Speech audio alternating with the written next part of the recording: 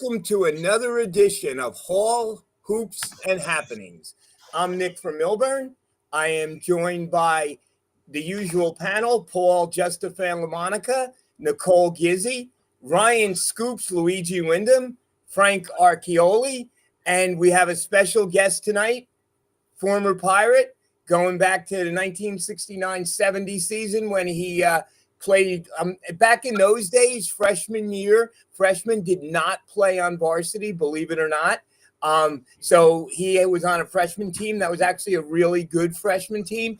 And then his Seton Hall career was 69-70, 70-71, and 71 and 72. I am honored to be welcome Pirate center back then, Junior Foy. Junior, how are you, my friend?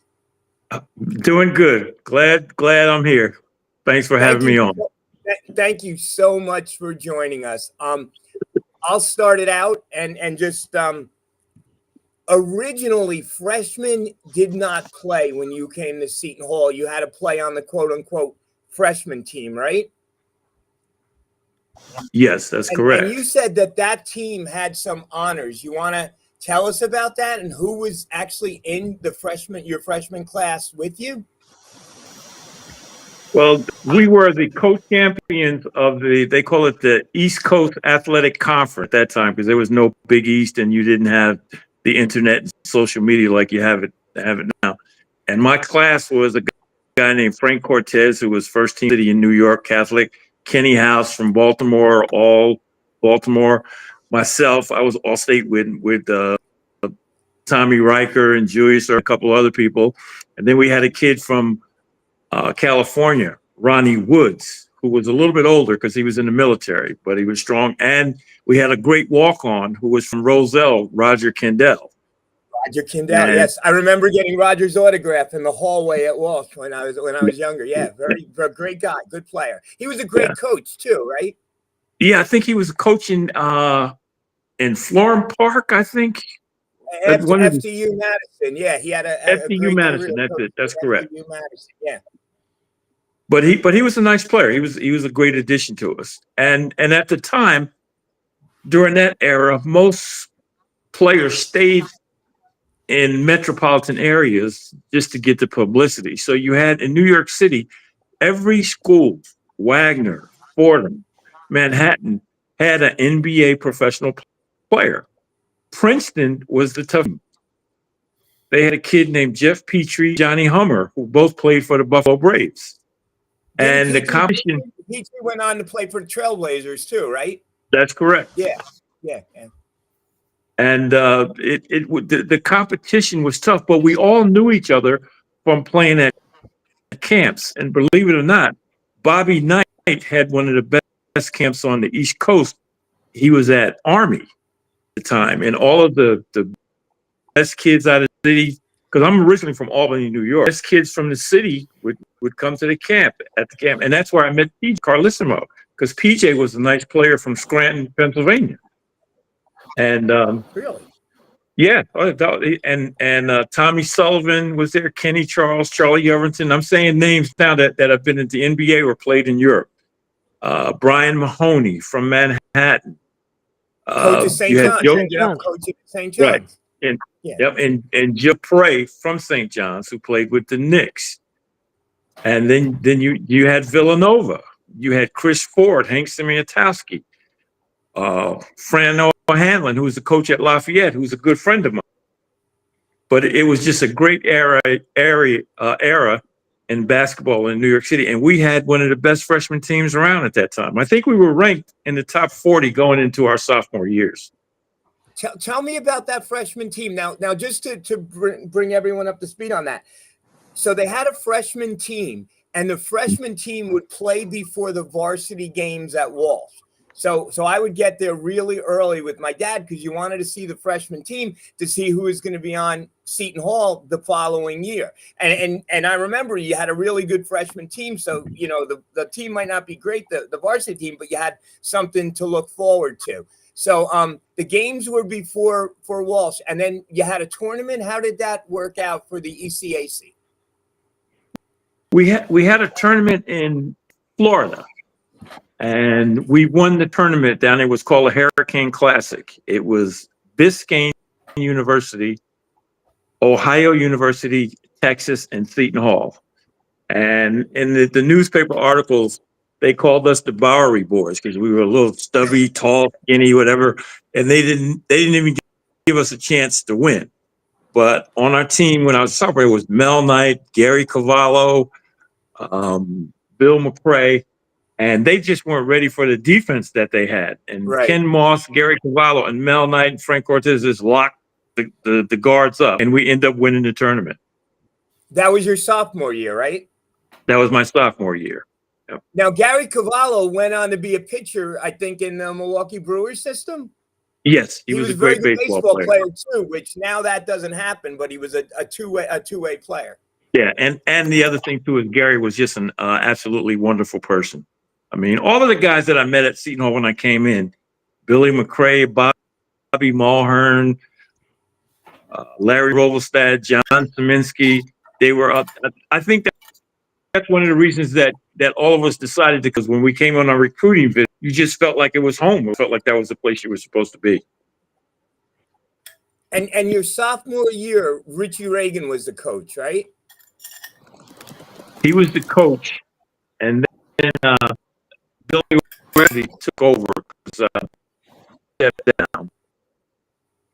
So you were recruited by and I never by Mr.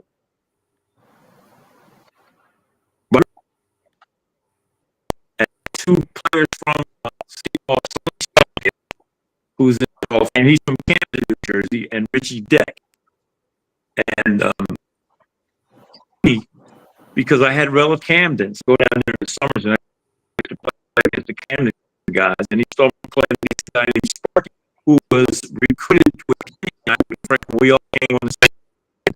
Sparky went to Maryland and had a nice career, but Sonny, you just felt at home. Mel Knight and Camus and Gary Cavallo, they just all made us real at home. You knew as soon as you stepped in the looked camp. at that roster from your we lost Junior. He was having some technical difficulties. Very interesting stuff, though. Did you guys know that you had that freshman year you had to sit out? Yes, I knew that. But Yeah, freshman year you had to sit out, and I mean that was a really, so you could get like a top notch, like Bill Walton or Kareem Abdul-Jabbar, Lou Alcindor had to sit out his freshman year. when did that change, Nick? I think it actually, I remember the first freshman that we got that didn't have to sit out was Paul Lake from Bloomfield. I don't remember the year, but it was like it was probably right after junior. It was 72. Okay. So I guess junior's third year.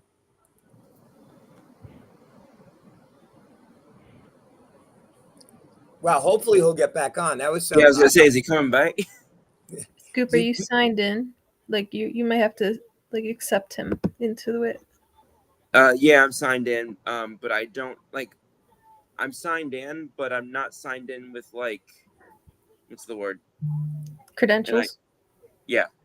Oh, because Bobby said that if you were signed in, you'd be able to and there's the cat. There's the cat.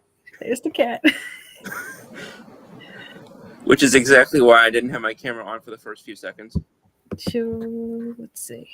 Very friendly cat. Here he is. Yeah, now I think I'm back on. Welcome lost back, Junior. So Junior, you were talking about your sophomore year and that squad, and Mr. Regan was the coach. And you had a lot of talent. I was just looking at the roster. You had a lot of talent, and Ken House, who was 6'5", I believe, was the leading scorer and leading rebounder. Yep. How would you describe his game? He had some tenacity inside because he was undersized. He was like Wes Unseld inside, and Kenny was just a smart player and knew how to use his size. And he was a good shooter. From 12 feet in, he didn't miss. But he always knew how to use his body, get rebounds. He's just a very smart player. And we've been friends since then. Oh, that's awesome. and then And Mel what Knight. about Frank Cortez? Frank, go on. Mel Knight. Mel Knight. I think did he go to the? He went to the prep, right? Right, Melvin. Yep. And Melvin was a year older than us.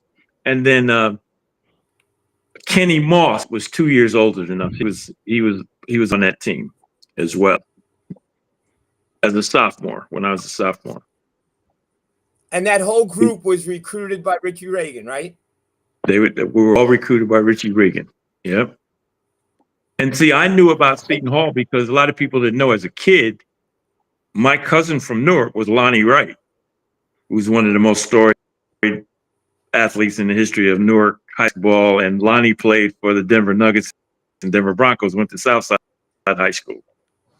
He played the same time Billy Rafferty played at St. Cecilia in Kearney. But I grew up going to Seton Hall games as a little kid. So Seton Hall was like embedded. So when they came around and offered, I was like, there was everything else went out the window. What people don't remember, and I'm glad you brought that up, Junior, and those Southside, I mean, we quite then, or that Southside became Shabazz. So Shabazz, Southside right. Back then. Those teams, they had the the Essex County tournament finals were at Seton Hall. And those games every year. Yep. Yeah, every year. So I remember as a little kid just going down there and trying to get in. And Bloomfield had some really good teams in Weequake and East Orange. And that was, and that helped Seton Hall get, and Seton Hall Prep, of course. And Seton Hall Prep back then was on campus, right? Right. That's correct. And it helped the recruiting because the kids were right on campus. You saw the best players. So it gave you one-upmanship in recruiting. So speaking of recruiting, then your junior year, Billy Raftery came in to be the coach. How is that change like for you? Well, first of all, I had some knee problems, and a lot of people didn't know. But the thing about it is like Billy, he was a young coach. It was his first recruiting class. So as a coach, what are you going to do when you recruit your players? You want to play your players. That's what you tell them. So that's what he did. And we won some games, we lost some games, but the end result was that we were still a team. Everybody was a team player. So you have to learn that as a player.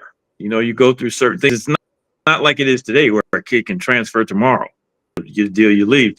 If you left back then, you'd have to sit out a whole year.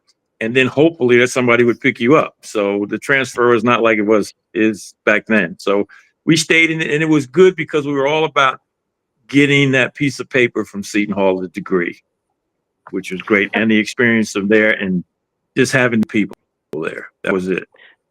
Now, Junior, we know Bill Raftery as the nice old man announcer who makes funny jokes and says, man, during the broadcast. But what was he like as a coach? He's just coming over from Farley Dickinson. As you mentioned, he's a young guy. What was he like as a coach? Was he intense? Was he laid back? What was Bill Raftery like in those days?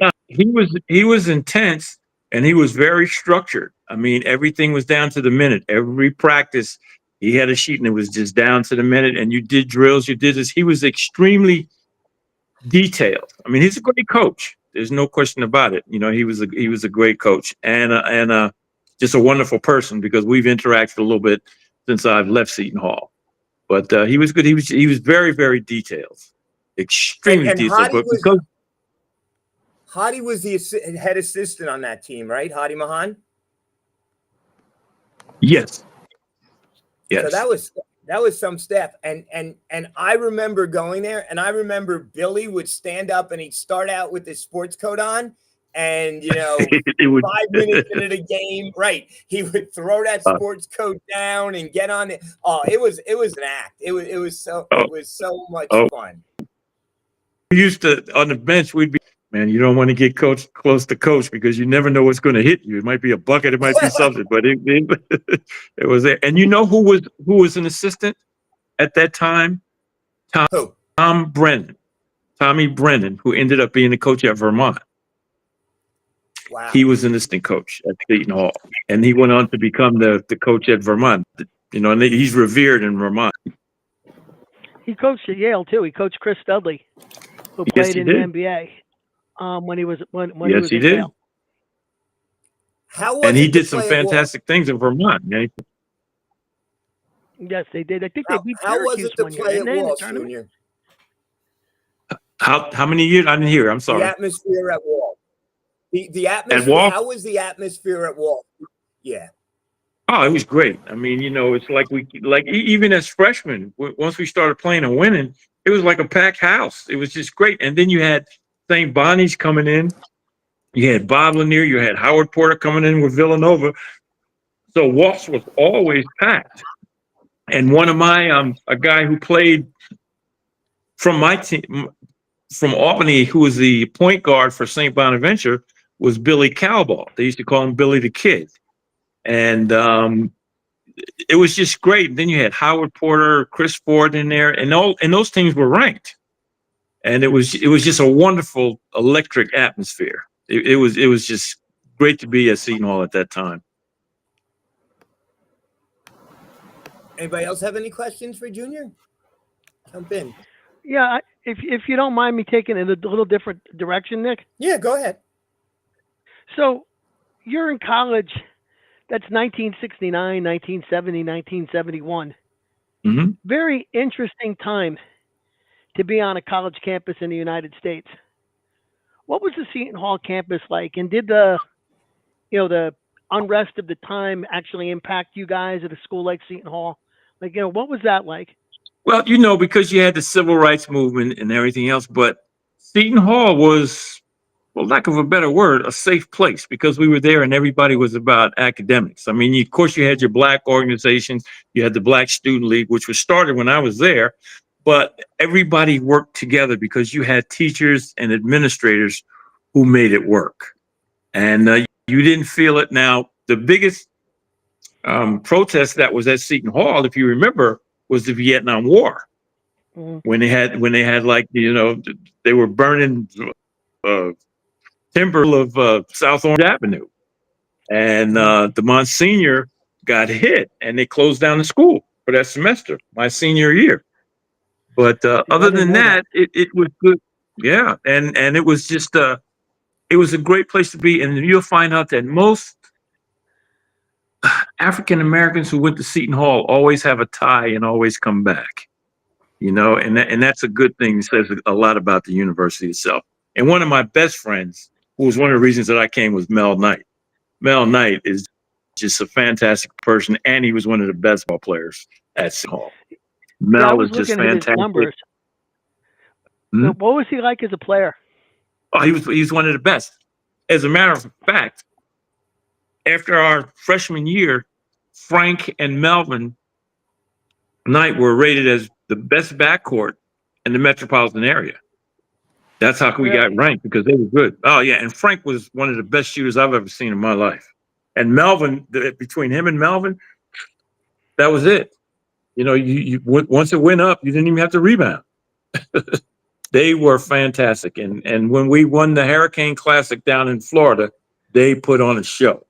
And Frank, I talked to Frank at least once every 2 weeks. He transferred to University of Americas in Puerto Rico, and then he played on the national team, and he played professional basketball in Puerto Rico. So we all stay in touch. Kenny, Melvin, myself, and Frank, we still stay in touch after 50 years. It's like nothing has. Yeah, bringing back such fond memories. Did Mel get hurt his senior year? Melvin got hurt his junior year because we were playing West Point. Melvin had to have a knee operation. We beat Bobby Knight, by the way. And you know who was on that team? My good buddy, Mike Krzyzewski. Okay. Whoa. And we beat point guard. them. And, yep. And we beat them.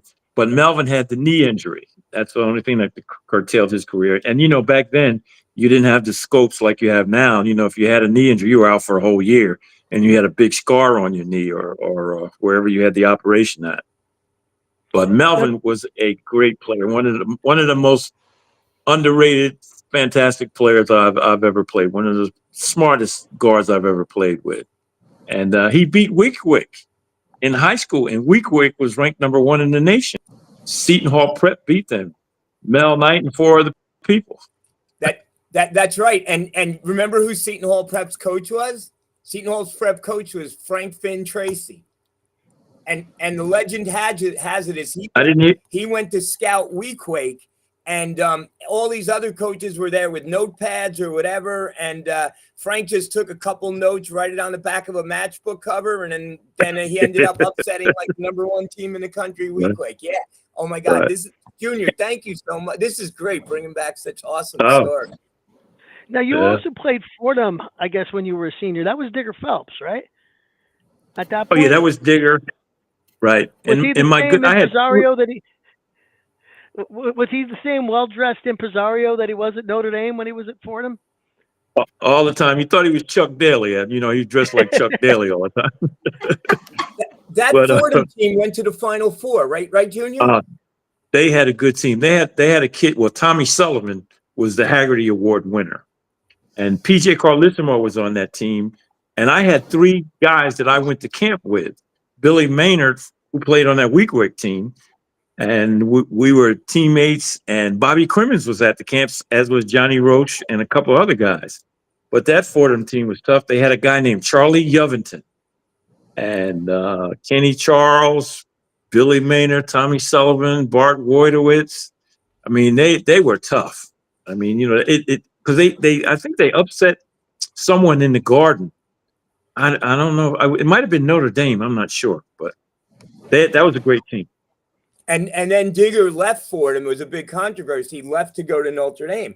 And in his book, he said that he wanted to come to Seton Hall when Seton Hall was looking to replace Mr. Reagan, but Seton Hall had a feeling he was going to use it as a stepping stone. So they passed on him, and he ended up going to Fordham and had a lot of success there. Yeah. Oh yeah, and Tommy Sullivan was PJ's top assistant, if you remember that. And when they brought in the local kid from Columbia, Mark Bryant, they start getting all the local kids. But I would be remiss if I didn't say that we saw Greg Tynes, and let me tell you something. He just was. You could see he was just going to be a great player, quick as a cat, and just had a basketball IQ. Greg Tynes was just a fantastic player, because if you remember or not, Greg, if I'm not mistaken, played with Paul Late for a minute.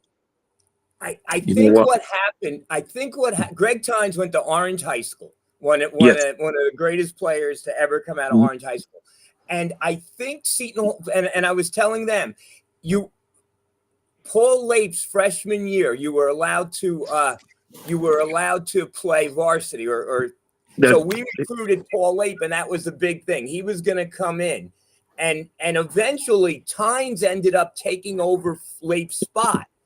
Right. And Late transferred, and then you had the famous backcourt of Tynes and Gallus, right?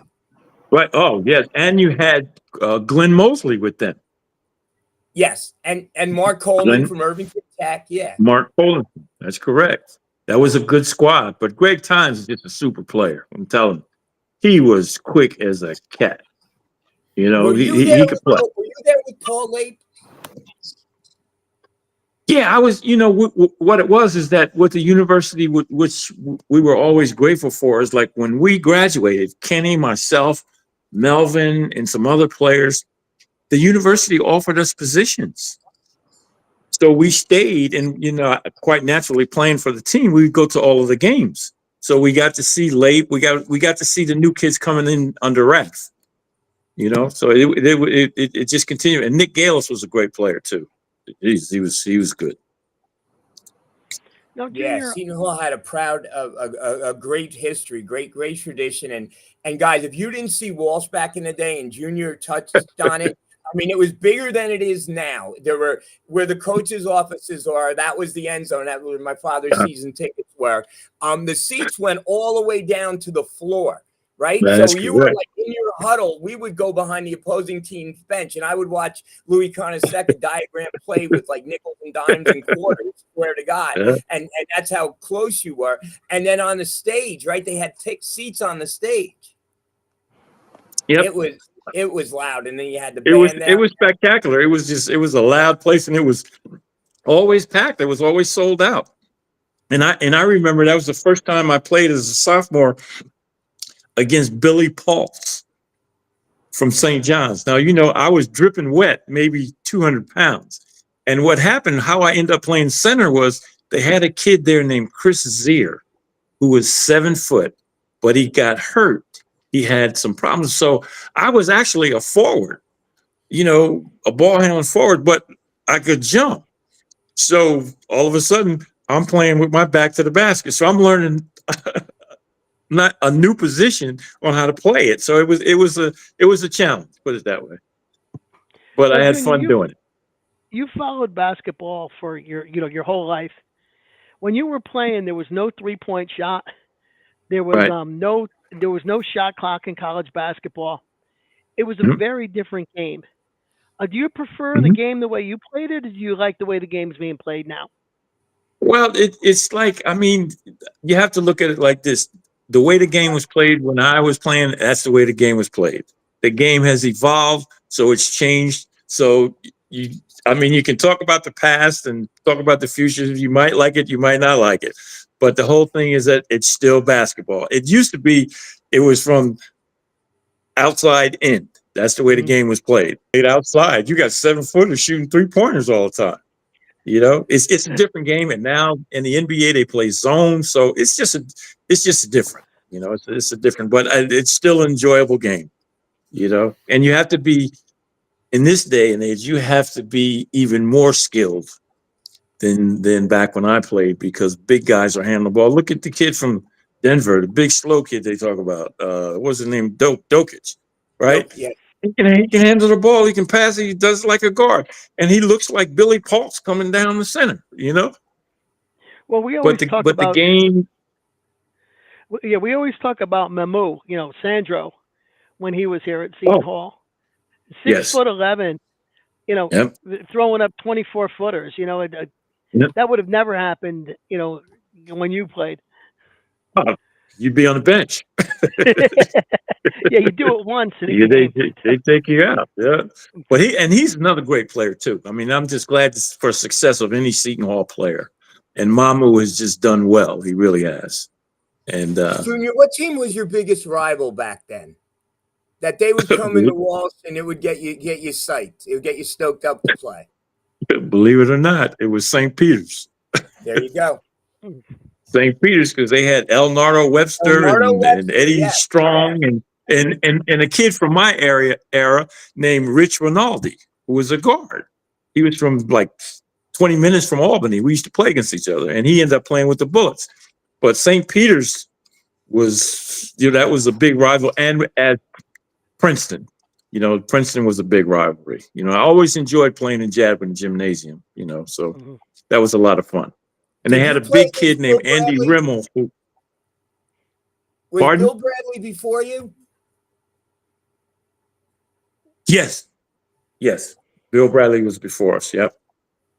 But and Princeton was because you just knew you were going to get backdoored all night long, so you just had to have help defense all the time. But there was a kid there, big kid, who was, he might have played in Europe, but I thought that he was one of the toughest players. A big kid named Andy Rimmel. He was 6'11", and he was like stronger than ox, but he could play. He was really, But it would, and then they had Brian Taylor as well. Princeton was, back then the Ivy League schools were ranked in the top 20. University of Penn. Harvard had James Brown. Yep. Harvard had James Brown, who does the NFL. Right, that's right. He went to the Napa High School. University of Pennsylvania, I think, finished your senior year ranked second in the country, if I'm not mistaken. Oh, yeah. Because there was a buddy of mine who played on that team. His name was Mike Kolar, who went to camp, and he was on that team at the University of Penn. Did you like playing in the Palestra? Oh, we loved it. But the funniest thing that I would tell you about the Palestra is that you go to Palestra because it's like a sacred basketball place in Philly. But we used to get a kick out of the mascots from St. Joseph, the Hawk. And he would just be doing this thing. And he'd stand there and do that through the whole game. We could say, man, did this guy get tired? and he would just stand there and just wave his hands in the air for the entire game.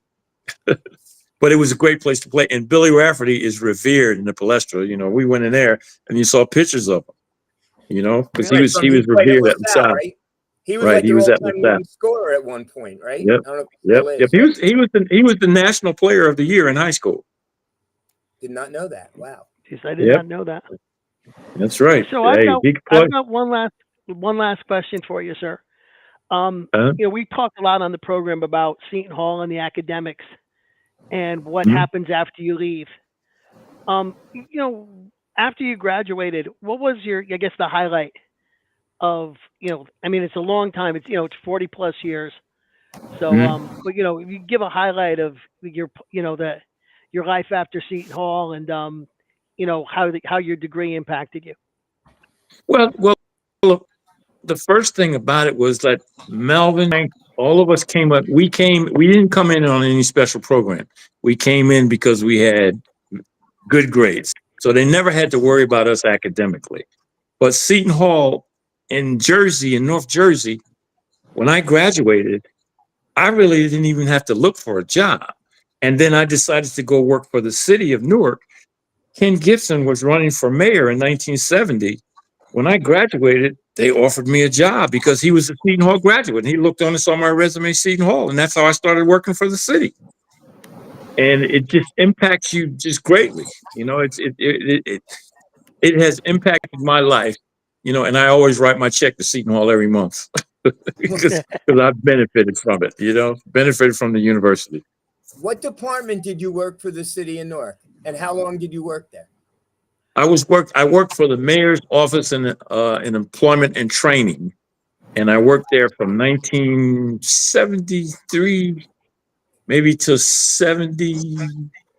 80 something. Then I got recruited to go back to Albany, and I ran Mario Cuomo's campaign, and then I worked for him while I was home in Albany. And then I came back, and Jim Florio appointed me down to the Casino Control Commission in Lansing. So I've been blessed, and it's been all Seton Hall, you know. So it's been a blessing. And Kenny went to work for a congressman. Kenny House went to work for a congressman on the Hill, and he retired from there. I think I'm not sure what the congressman's name. It might have been Thomas, but that's who Kenny House worked for. And then of course Melvin ended up at Essex County College as the AD and basketball coach. So Seton Hall, we all benefited from Seton Hall. Put it that And way. Melvin was an assistant coach at Seton Hall for a while, right?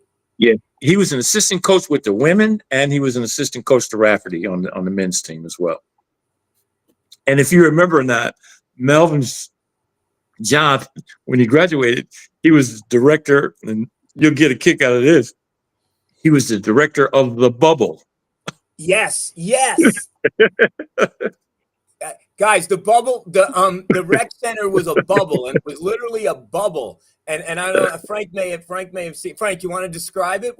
Well, that was a little before my time still, but I had some pictures. It was over by, like next to near where the parking lot is now, right? Yeah. And we got a snowstorm one year, and the bubble collapsed, and that was Right. the end. Yeah, That the was bubble the end of the collapsed. bubble. Yep. Right. That's right. I forgot that Melvin was in charge of the bubble, because I remember back in the day, junior high, we would sneak into the bubble and play basketball.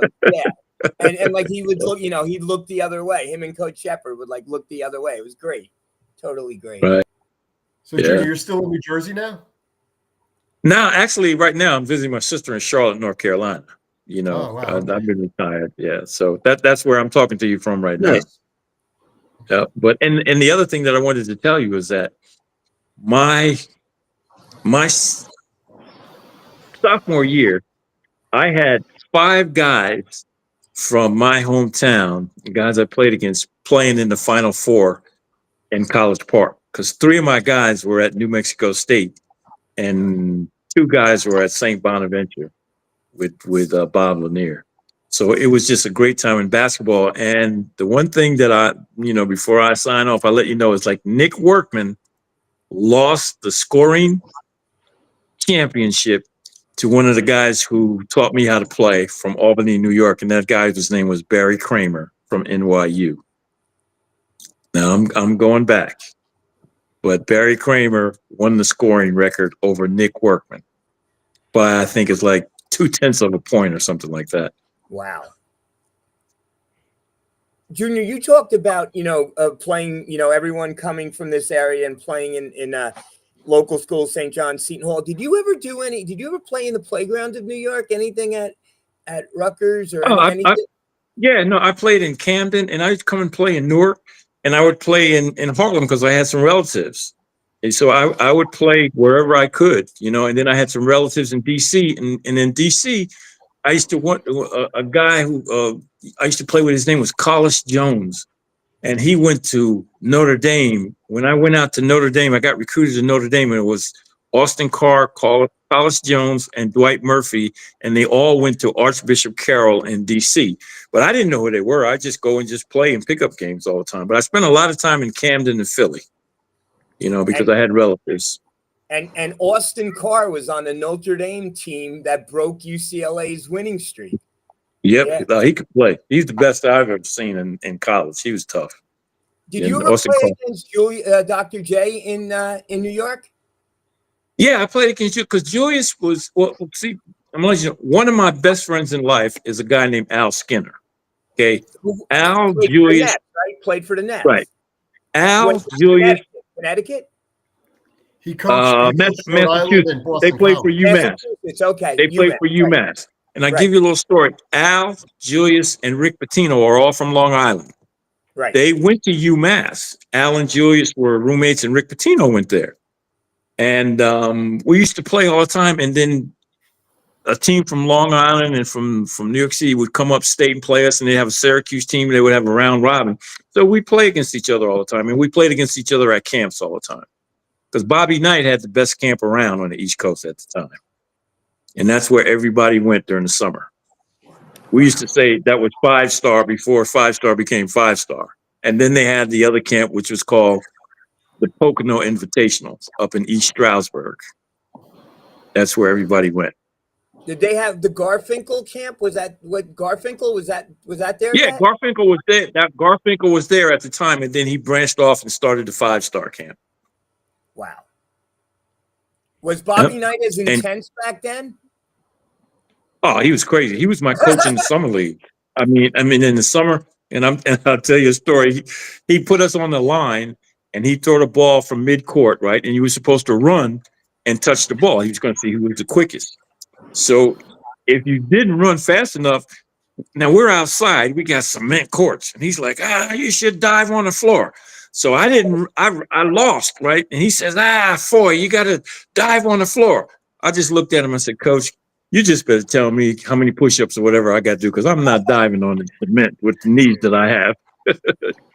But it was a lot of fun. And, that camp was, there was a lot of, do you remember a kid out of New York City who I thought was one of the best? His name was Kevin Joyce.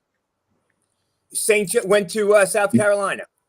He went to South Carolina. Him, Johnny Roche, Tom Owens, and Bobby Cremens. All three of them were at Bobby. They were all at Bobby Knight's camp with us at the same time. Wow. And it was packed. The kid, and you just wanted to play. And Kevin Laughery ended up being from St. John. Ended up being my coach the last 2 years in that summer camp. Kevin Laughery ended up being a great coach. He coached Julius with the Nets. Mm-hmm. Yep. Wow. And there was a big kid. There was a big kid from Jersey. He played, I think, at Louisville. Remember his name was Grosso. No. He was a big kid. Played in the NBA, but he was there. And then you had a lot of kids from Newark who were there. A lot of kids. And there was a kid named from Barringer High School.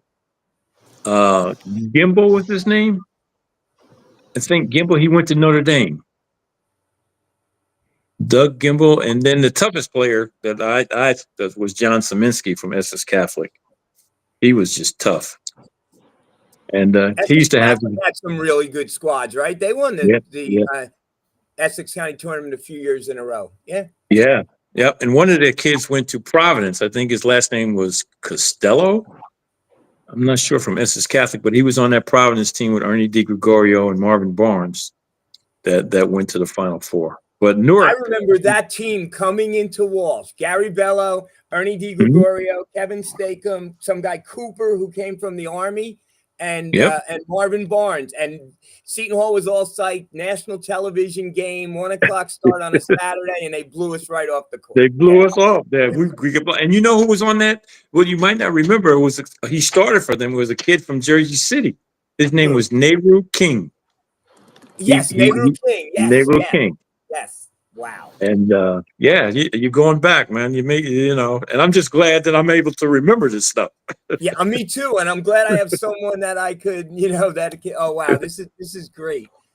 Yeah. You talked about Barringer. Do you remember Edgar Jones at Barringer? I remember seeing him play. He was good. He was a good player. He was a very good player. Yep. And the one of the players who I thought was one of the better players that I saw come out, Kelly Tripucka, just went through high school like it was butter. I mean, he could just shoot. Kelly Tripucka was just a pure shooter, man. I mean, he could just score. From Bloomfield High. Yep, from Bloomfield. Yep, he could play. He was a nice player. And then there was a kid who played at Seton Hall for a couple of years named Ray Clark. Southside, right? Southside, yep. When Southside won the state tournament, and Ray was a very nice player. He was good. He played on a team with John Ramsey, right? Yeah, who was another underrated player who played professionally overseas. John Ramsey was a nice player. Yeah.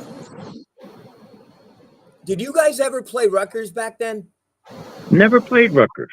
You just scrimmaged against the guys, but we never played them because our biggest rivalries were Princeton and St. Peter's. Because when St. Peter's had the team with Elnardo Webster and they went to the NIT, and St. Peter's had a good team. I hated playing in that armory because the court, you had the court, but on the edges of the court, it was like splinters. So if you fell or slid off the court, you just can't. You stand up and you had splinters all in your legs and everything else. Man, it was a terrible place to play. What about St. John's? They were starting? St. John's was our rival. Yep, they were our big rival too. St. John. Well, everybody was. St. John's, Fordham, even Wagner, and even LIU had great teams at that time, and Manhattan. It was just a great time to be involved in New York City Metro basketball. And the ECAC, we went as far south. We even ended up playing American University when they had Kermit Washington there. I remember Kermit Washington. And we played Maryland in the Garden. Holy Cross was a powerhouse back then because they had those two brothers, a guy named Bob Cassane, and then they had a kid from Trenton. His name was Adams from Trenton Catholic. Who was a point guard, and him and Melvin had great duels in high school. And because Jack Donahue, the coach at Power Memorial, took the Holy Cross job thinking that he was going to bring Kareem Abdul-Jabbar with him, and Kareem went the other way, all the way across the country. Wow. It's interesting. In that time, there was so many teams in the New York area. They were all about the same in terms of talent. And the Big East sort of picked, these are the 10 teams that are going to be nationally ranked, and everybody else sort of dropped into that what they call mid-major level. Mm-hmm. So I mean, I think it's hard for folks to realize that back in those days, you could have any one of those teams could all of a sudden become a national contender. Yep, and you know what? The Big East asked St. Bonaventure, Niagara, and Canisius because they wanted Western New York, and they asked Fordham. They asked them Manhattan, and they just said it wasn't going to work. But they were trying to be all inclusive. Dave Gavitt, I think he was trying to be all inclusive, and Western New York said no, and because they wanted Niagara because they had a kid up there named Calvin Murphy at the time. I mean, Calvin Murphy played when I played. When he came to Walsh, he came one time, and I remember he was twirling a baton during halftime. Calvin Murphy went to play for the Houston Rockets. Great player. Yep. And you talk about all the different players, but remember, Iona had Coach was at Coach Valbano was at Iona, and they had Jeff Ruland, and that was a really good team, right? Jeff Ruland was a good team. I didn't play against them; they were a little after me, but Jeff Ruland was a nice player. He was really he could play, and he was from Long Island too. So. But they were all good. And it was a joy because you had to be ready every night because you were always playing against a guy who was going to be in the NBA. Each Right. team had You know- at least one NBA player, or sometimes two or three. So you had to bring your A game all the time. And Princeton used to beat everybody. I'm telling you, Princeton and Villanova with Chris Ford, Fran O'Hanlon, Howard Porter, and Johnny Jones. And Hank Simiatowski. That was a great team. And remember, the Garden used to have double headers and sometimes triple headers. So you Yep. would go there and like you would see Seton Hall, South Carolina, St. John's, North Carolina. Yep. Like that was amazing back then. And then we forget about Columbia, who had Jimmy McMillan and Big Dave Newmark, who was a 7-footer who played with the Atlanta Hawks. Didn't Jimmy McMillan play for the Braves and the Knicks? I think He played for the Braves, Knicks, and the Lakers. Okay. Oh, right.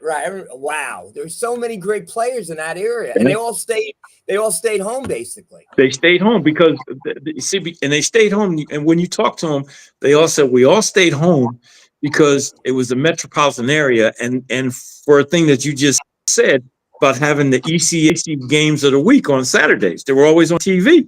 I remember that. Yeah. Because not every school you could see on television, and guys stayed home. Well, you think about the coaches in those days.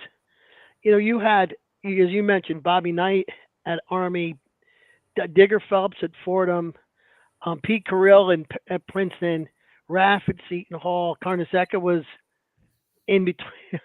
He wandered over to the Nets for that 1 year for reasons that we'll never really. I don't think anybody really understands. But and what's interesting is that about 10 years later, they had that new generation with Valvano and Krzyzewski at Army, and there was one more name besides Jimmy V who was at Iona at the time. So there was a lot of really great coaches who were here, and then they became famous other places. Well, PJ was at Wagner. PJ was at Wagner. Yep. And I would be remiss if I didn't mention this one kid from St. John's that people forget, but he was a great player. He played with the Nets for 2 years. There was a shooting guard there named Billy Schaefer. Yes, who, man, he could shoot the lights out of the basketball. Billy was a great shooter. He really was, and he also went to Bobby Knight's camp. As is Joe Dupre and everybody. That's where we all ended up at. It was funny how many local kids ended up at on the Nets, right? You said Brian Taylor. Yep. And a couple of other, yeah. Yep. Al Skinner, Julius Erving, Billy Paultz. Billy Paultz, yeah. They won the championship in 1976 because I was at the game because they were my friends in Long Island at the Nassau Coliseum. I'll never forget it. That was their ABA championship year. Wow. Guys, do you want to know? Do you remember who the Nets radio announcer was? Famous baseball radio announcer. Come on, Scoops. Famous baseball radio announcer? Junior knows. Famous. When they were in the ABA? What? When they were in the ABA. Julie. No, he was a famous baseball announcer? Baseball announcer. Julie with the finger roll. No? John Sterling. Was Sterling had that job? John Sterling. I was going to say either John Sterling or Bob Shepard. Yeah, yep. it was John Sterling had the Islanders job too when the Islanders were starting out. Yes, he did. Man, I love David Sims, but man, do I miss John Sterling. I remember him on doing the Braves games, but Atlanta with TBS. But Junior, one other question. For me, I know you said Notre Dame was interested or was recruiting you, and you came to Seton Hall. Mm-hmm. Were there any other schools that were involved in wanting you to go play? I went down to Villanova with Chris Ford. We were there on a recruiting visit. Georgetown, American. Wow. Went to Lefty Driesell at Maryland. And St. Bonnie's, Niagara. So, I'm not being cocky, but I had much. And the other thing too is I had choices because I had excellent grades as well too. Right. So, and my father used to tell me a scholarship offer that comes to you in this house means nothing if you can't get in. Wow. It's just a wasted piece of paper. He said, so you should be able to get in every school that you want to go to. That's And right. that was the blessing. And so it gave you more choices, whereas some kids, you see, they have to go to junior college because you got to get your grades up. And what happens with junior college, you get your grades up, but then you have to make sure that a 4-year school is amenable to accepting a junior college player. Because if you come into there and they give you transfer, you better be able to start, or else they're not going to give you the scholarship, because they're only going to have you for 2 years back then. Right. So it was a different ball game than it is today. Oh yeah. Yeah. And back then, Junior, the NCAA was only 32 teams, right? So if you didn't win the ACC Right. or the ECAC, you didn't go to the NCAA tournament. So you didn't go to the tournament. I never. Very Yep. fiercely competitive back then, right? It was competitive, and the NIT was the big thing to get to at that time. The Yeah. NIT was just as big as the NCAA at the time when I was in college. Right. It was the better and, tournament in those days. Yeah, you're right. But it And was. they played all the games. They played all the games at the Garden. Yes. Yep. All the games were at the Garden. Yep. Because I remember out of high school, I was being recruited by Dayton, and my friend, my neighbor named Milton Horn, he was the point guard, was being recruited by Kansas, and he ended up going to New Mexico State. And we come down the tunnel, and I'm being recruited by Dayton on one side, and he's on the other. Because there was a kid from Dayton who ended up playing with the Knicks. His name was Don May, and he was a guard for the Knicks. He was from Dayton. He was on that 69 championship team. He was a backup on that team with the Knicks. Yep. Donnie, And what's his name was, I never forget the guard for Kansas. I don't know why I remember him, but it was a guy named Pierre Russell who just stood out to me at that time with Kansas in the Garden. And the other was the big center. Remember him, named Walt Wesley? Yes. He was the big center. Yep. But yeah, it was just a fun time, and you look back on it and you realize how blessed you were to go through to have a life like that as a kid, because and see, I was not a cocky kid, because in high school I had a guy who was much better than me. And he went to University of Buffalo. He's in their Hall of Fame. So I was just the fill-in guy, but I always tried to do things right on the court. So I was like, okay, you got to have a guy that's going to play defense and a guy that's just not going to hurt you. You know what I mean? So it worked well for me. Oh, we lost him. That was great. Yeah, he was a great guest. Yeah, I hopefully. put my question in. Yeah, no, we got to get Nicole Jr. Come on back. Nicole is patiently, while we were reminiscing with him, talking about guys that, from 1968. Nicole was sitting patiently with it. Scoop, do you have a question, or? Well, I You don't have wanted to ask now, but just so I know what order to go in when. Wait, say that one more time. Yeah, we'll go Scoop, and then we'll end with Nicole. Okay, sounds good to me. Is that okay? Yeah. This was great. That was great insight to hear about so many things. Like just before I started following it, I was about 4 years old when he was getting done over there. Junior, welcome back. So I don't know what's happening. Go Ryan from Mississippi is going to ask you a question, and we're going to end with Nicole. So Ryan, shoot. How you doing, Mr. Ford? First of all, just want to say thank you again for being on tonight with us. The question that I had, so you mentioned a little while ago about the sort of the difference between, you and a couple of other people mentioned about the difference between the NCAA championship, and you talked about how the game has sort of been different or evolved or whatever you want to say.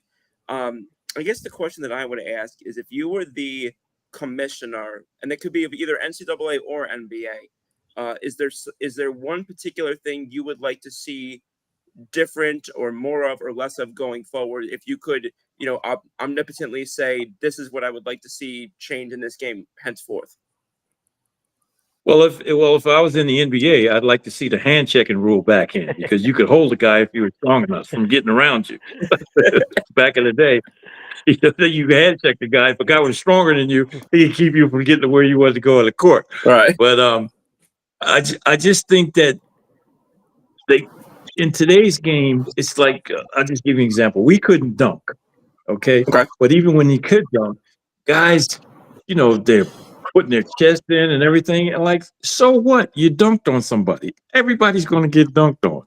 That's not it. But if I was commissioner, I would just change the rules so that you could play better defense without getting called fouls. Fouls getting called. Yeah. I think they call fouls too quick. Yeah. Because the guy plays defense and they slap him with a foul. All right. You just gotta let him play. If a guy's a good defensive player, because if you remember, there were certain players back in my time who made the NBA just because they could play defense. Wow. Right. And I'll give you an example. I'm going far out here, but there was a kid from Alabama named E.C. Coleman, Yes. who played with the Denver Nuggets. Yep. He was in the league because he could play great defense. Yep. That's it. And even the guy from NC State, and the NBA coach, McMillan. Yes. And defense now is not even stressed. You don't even hear anybody talking about it hardly. But those are the things It's that funny. I would change. And then I appreciate you. Sorry. And then plus I would change the NLI rule because I would make it even across the board for every Division I school. That Right. way kids wouldn't be jumping to school. And then Right.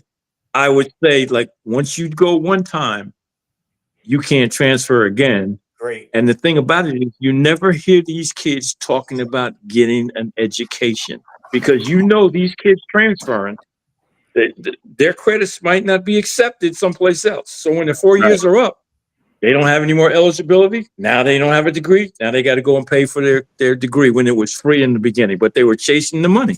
Right. I'm so glad you're speaking my language right now. Yeah, no, I'm really glad you said some of this. Actually, it's funny you mentioned E.C. Coleman because where I live now, he's from about 45 minutes away from where I live now. But no, I'm glad you mentioned that, and I'm not going to share who it was, but I was good friends with a Seton Hall basketball player a few years ago. We lived very close to one another when I was still at Seton Hall, and I didn't have this experience, but somebody else did, where basically he was asked what is his major, and he basically said, he did say he answered basketball. Literally he had that one track mindset. Very nice guy, and extremely well known player at Seton Hall, and a fantastic one. But that's a very true thing, and I couldn't agree with you more on everything that you just said. Yeah, because you go to school, you have to get the piece of paper because in the long term in your life, Right. that degree is going to help you make more money and it's going to be more valuable to you than when you were like 21 years old chasing $35,000 versus $40,000. It just makes no sense to me. And everybody is not a superstar. Everybody's not going to get the same. It's like they said this is cross sport, but in college football, I'll mention somebody that Nicole loves and I don't, but Coach Deion Sanders, basically when he first got to Colorado, said the same thing. He's like, how many of you guys are realistically going to get to the point where you're getting compensated for playing this sport? Focus on what you actually are going to be, able to fall back on, even if you do go pro, once that career is no longer part of your life, because you got to worry about 50 years after that. Oh, yeah. Because I have guys that I graduated with who went to college with me who didn't get a degree, just did some crazy stuff. So they end up working at a Boys and Girls Club when they started, making $8 an hour. And after 20 years, they're making $8.10 an hour. Yep.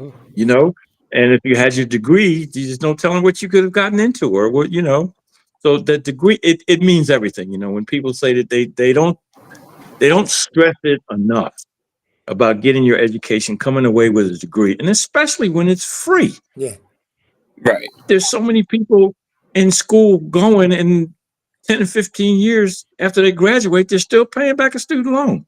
Right. And athletes don't realize how lucky they are because you sign your name and everything is free. Exactly. I remember back then, Junior, Thank you, Mr. Ford. Seton Hall basketball players were held to high academic standards, because I remember we would hold our breath once the grades came out after first semester, because we've lost players, right? Who didn't Yep. hold, and that just doesn't happen anymore, right? No, you had that. Yep. You had to have a 2.5 at Seton Hall. That's what the basketball said. They said you had to have a 2.5 to play. Right. You had to maintain 2.5. If you didn't play. That's it. That's just the way it was. And that's one of the things that impressed me when I was decided to go to Seton Hall too, as well. And real quick, last thing from me, you touched on officiating. Were there any officials that when you saw them, like a Mickey Crowley or Larry Limbo or Austin MacArthur, or like when you said, "Oh no, it's gonna be a long night"? Yeah, you knew there were certain like a couple of guys that you mentioned. You're like, oh man, I got him tonight, and some they just didn't like you, and you knew you were going to foul out or get called some crazy fouls, and they would, especially when Raph became the close, because they just called Billy on all kinds of crazy stuff because they was like, man, let's play I remember a ref coming over to him one time, and he goes like, Billy, you should be on TV. Oh, it was funny, but yeah, it's you and the thing that a lot of young players don't understand, and like one of the things that you have to learn as a kid is you have to learn the positioning of the referees on the court. Right. Stuff you can get away with when you can't. If you know the position of where the referees are going to be, there's a lot of little tricks that you can do to maintain your defense or whatever you have to do. But if you're not smart enough to know where that referee is, you do dumb fouls, and that's an important aspect of the game. And believe me, Billy Rafferty would go over that with us all the time. Maybe because he would get those technicals for throwing his coat on the floor or taking it off. Nicole, you have something for Junior? Yes, I do. I want to thank you again for coming on the show. We've been looking forward to this for a while. And I'm going to preface this by saying I don't really have an athletic bone in my body.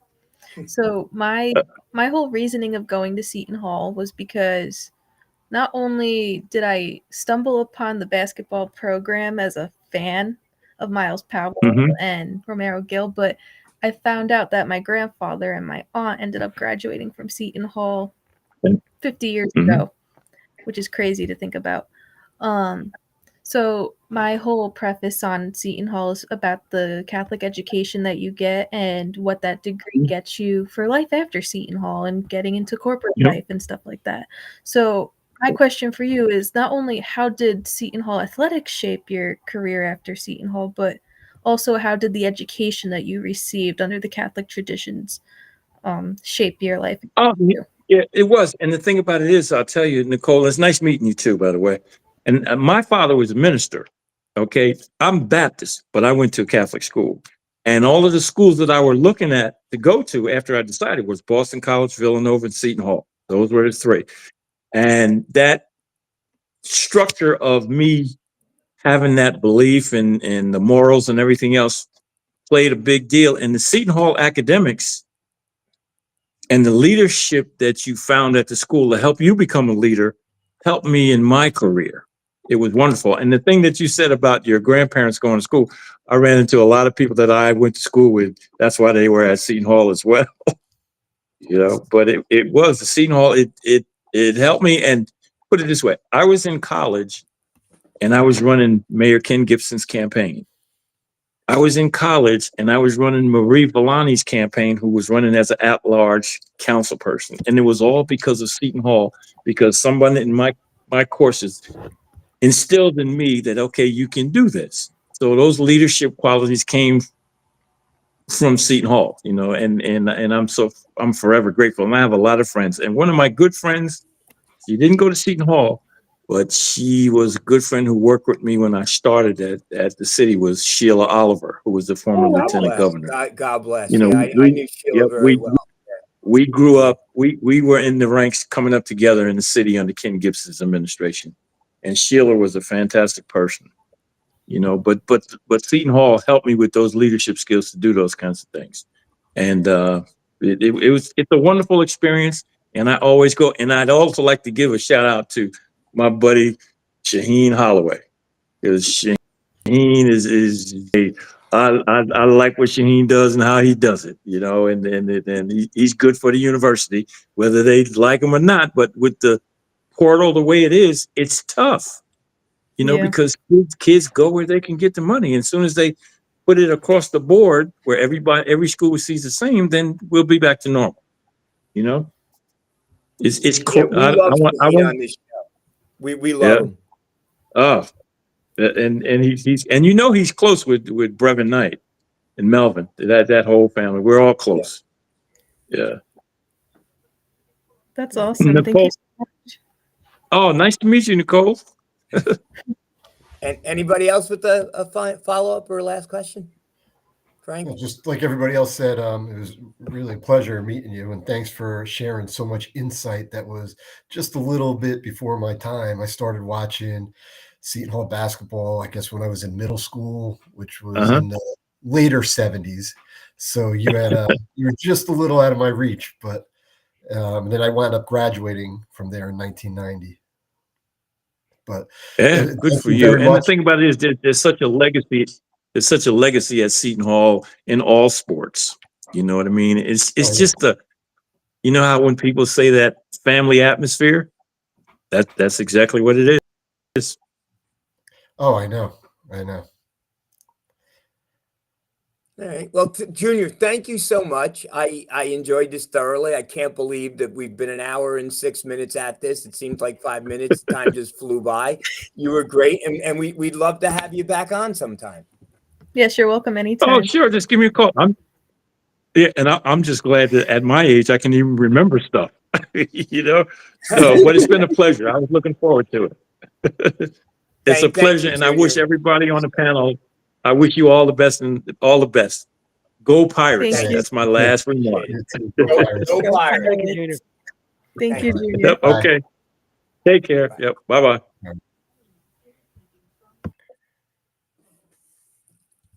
Wow, that was great.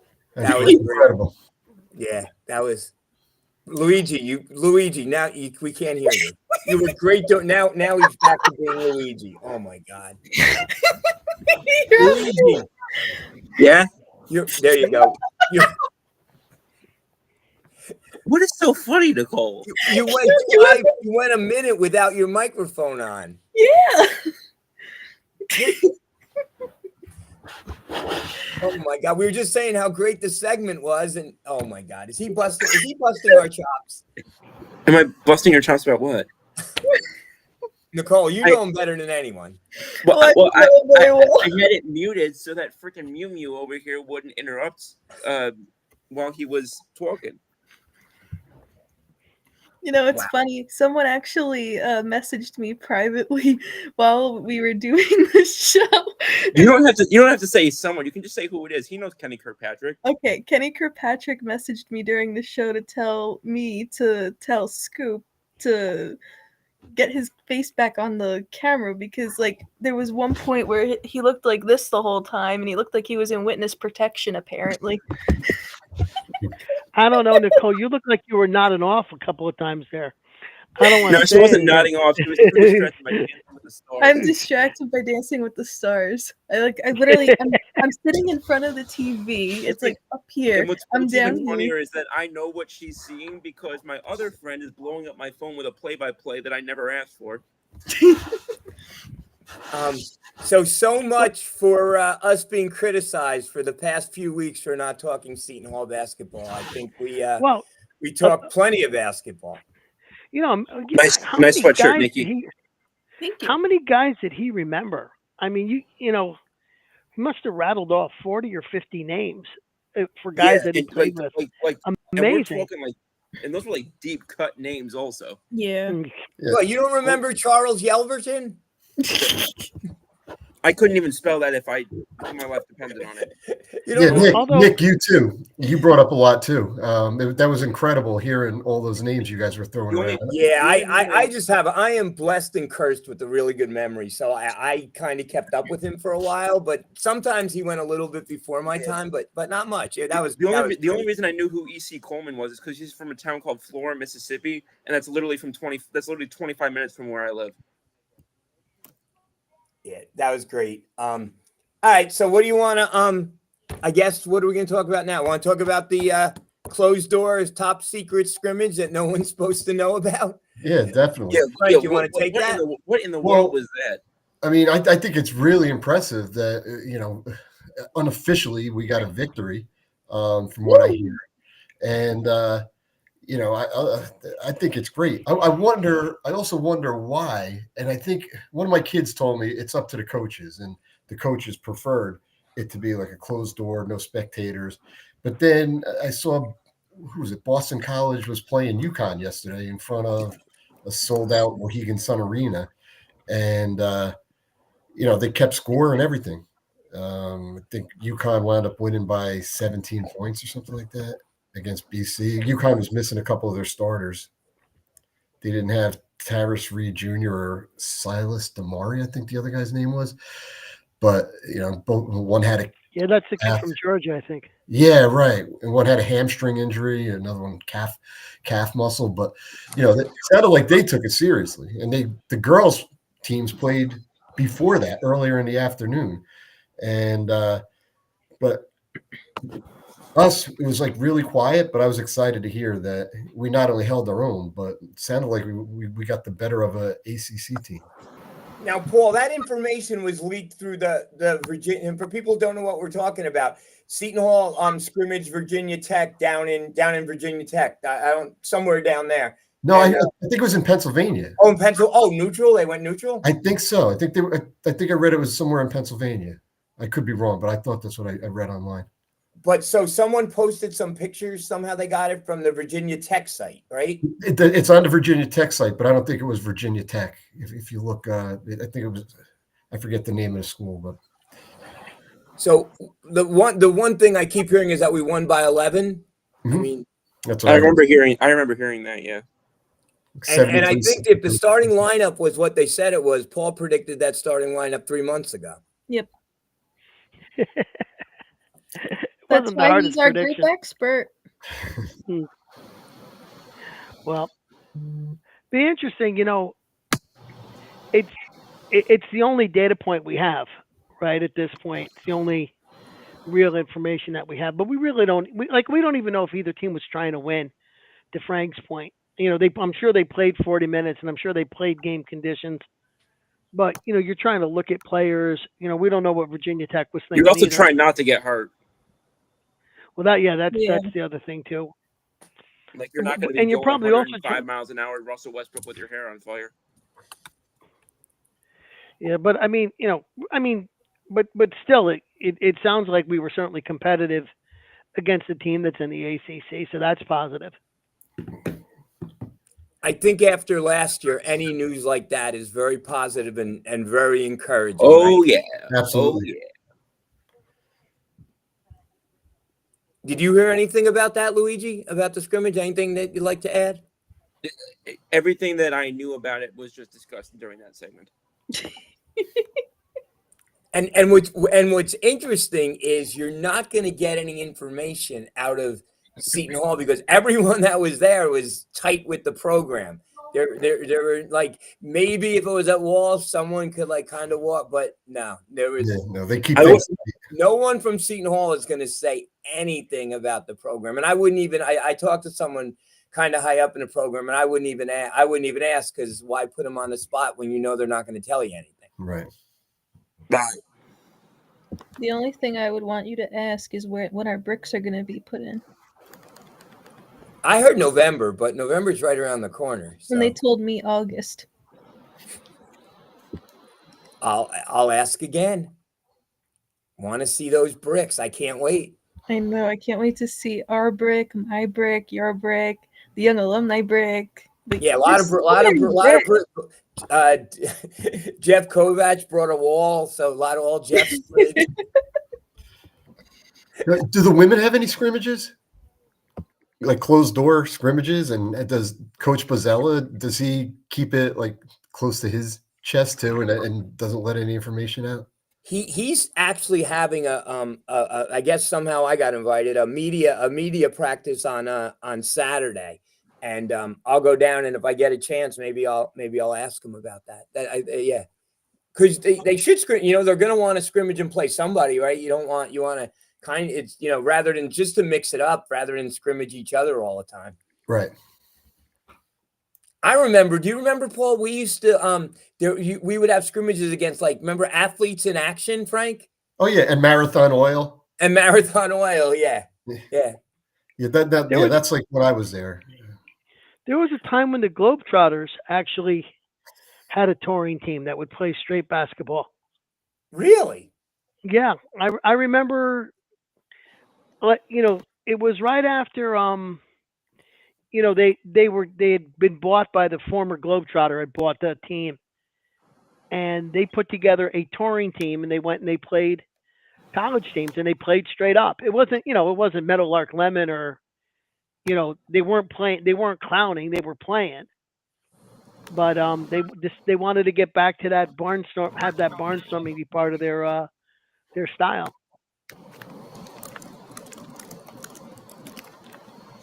Paul, have you heard anything else coming out of the practices with us, or Frank? Anything at all? Any news? Any new news? I mean, I heard really good thing about Hines, and, you know, that he's lighting. You know, that he's very enthusiastic. When I saw him, I loved his game. High energy. You guys hear anything? Little tidbits like that. And one other thing that I haven't heard was I haven't really heard much about injuries. Good. Yeah. Yeah, and I think that, I mean, and I think, you know, we are hearing about, you know, guys who are, you know, other teams are getting banged up already. So it's probably, you know, the longer we can stay, you know, healthy, you know, before we even get rolling.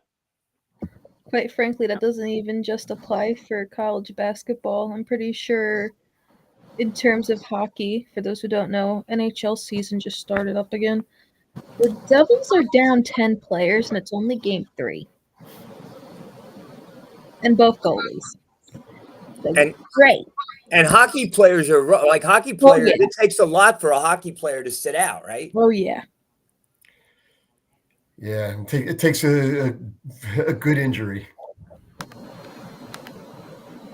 I'm just like, Anything else about the men or women's team? Anybody? I'm excited to you know, see our Lady Pirates this season. I think, especially with Christina, having Plus, I get to actually watch it now. Yeah, we're getting close. We should probably have a countdown to the amount of days opening night. Yeah, right. That's fun. and I think next week what I'll do is I want to go and take I'll go take a look at everything that's up on On3 and Okay. see if Rivals is saying anything, because I really haven't checked that lately. Okay. And the beefsteak dinner is the 24th, I believe, and I'm going to that with my wife, and that's always fun, and hopefully I'll get some tidbits out of there. Yeah, going to practice on Saturday, that should be fun. And there's some other stuff going on campus. Frank, what's going on with the soccer team? I hear the soccer team's doing really well. Yeah, you know, they are. They wound up tying down at Villanova over the weekend. They scored right about 5 minutes before halftime, and then Villanova scored 4 minutes before halftime, and that's how it ended, in a 1-1 tie. You know, Seton Hall in the beginning, it seemed like they were dominating the play. And then the game almost evened out by the end of it. I think Seton Hall might have had better chances throughout the game altogether, but unfortunately it ended in a tie. And I think in order for them to make the Big East tournament, they're at least going to, I mean, at least if they're going to make the NCAA tournament, they're going to have to at least make the Big East tournament. They're only taking 4 teams this year into the Big East tournament. It just starts with the semifinals. I don't know why. I don't know if those cuts have anything to do with, you know, saving costs for the conference, because they used to have the top 8 in the first round would be at host sites or the home team sites, and then they would all go meet down in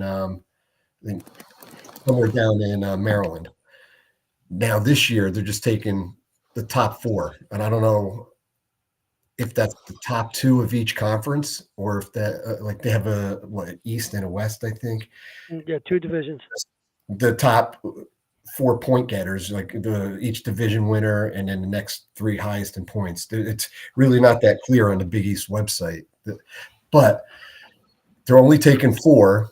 And then, last year we were seeded 6th in the Big East tournament, and they only take 48 teams. It's not a 68 team NCAA tournament. There's only 48 teams. So if you're going to finish 6th in your conference, you're not getting an invite to the NCAA tournament. So they got to at least finish in the top 4. And this is a really big game they have coming up this weekend against Akron. Akron's pretty good. Right now there's only one team in the top 25. We fell out. So it's Georgetown. They're in the teens somewhere around 15 or something like that. Akron is right there knocking on the door, and we're a few spots behind them. We still have a couple more votes. Wow. Yeah, so it's going to be it'll be a challenge. A lot of it's up for grabs too. There's only 4 games left, and with the exception of, I think it's Marquette and DePaul, and maybe even Butler, I think the rest of the teams, the other 8, I think anything could happen. But I would have to say Georgetown is definitely the favorite. They seem to be dominating the play, or having most of the play in the opponent's ends for each game. Paul, you said we have a really good goalie? So I did a quick look. Our goalie's a solid guy. His name is Matlas Molina. He's got a very low goal against average, but it really has to do with the way we play. Right. From what I've seen, we've got, like, they're going to sound ridiculously interesting. We take fewer shots and allow fewer shots than just about anybody in college soccer right now. In other words, we play a very deliberate defensive game. We try to limit the number of shots. So that means that, it's hard. It's actually hard for Molina to keep his average down, because he doesn't get to make that many saves, Molina. And I don't know. Again, I cannot pronounce the name Til Koski, who I think is the leading scorer on our team. He's a midfielder from Europe, but I understand he's pretty good.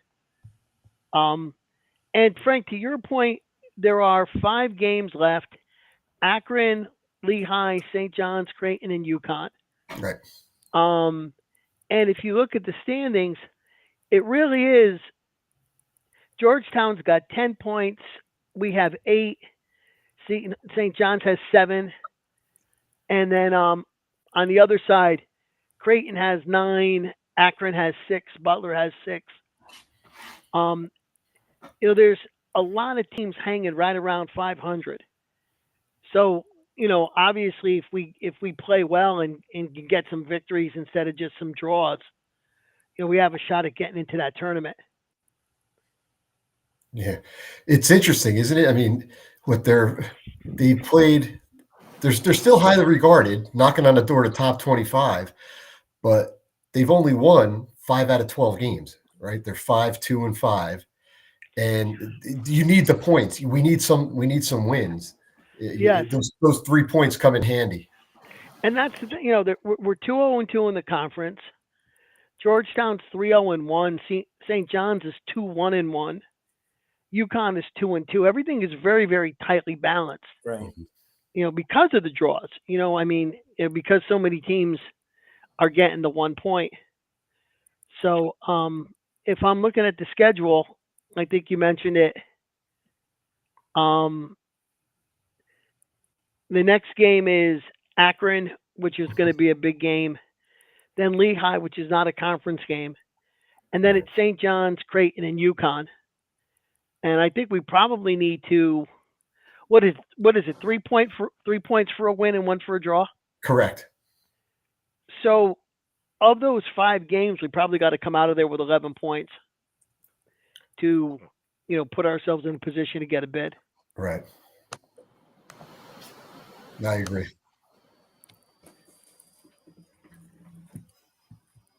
Good. We got a few. We got a few comments, y'all.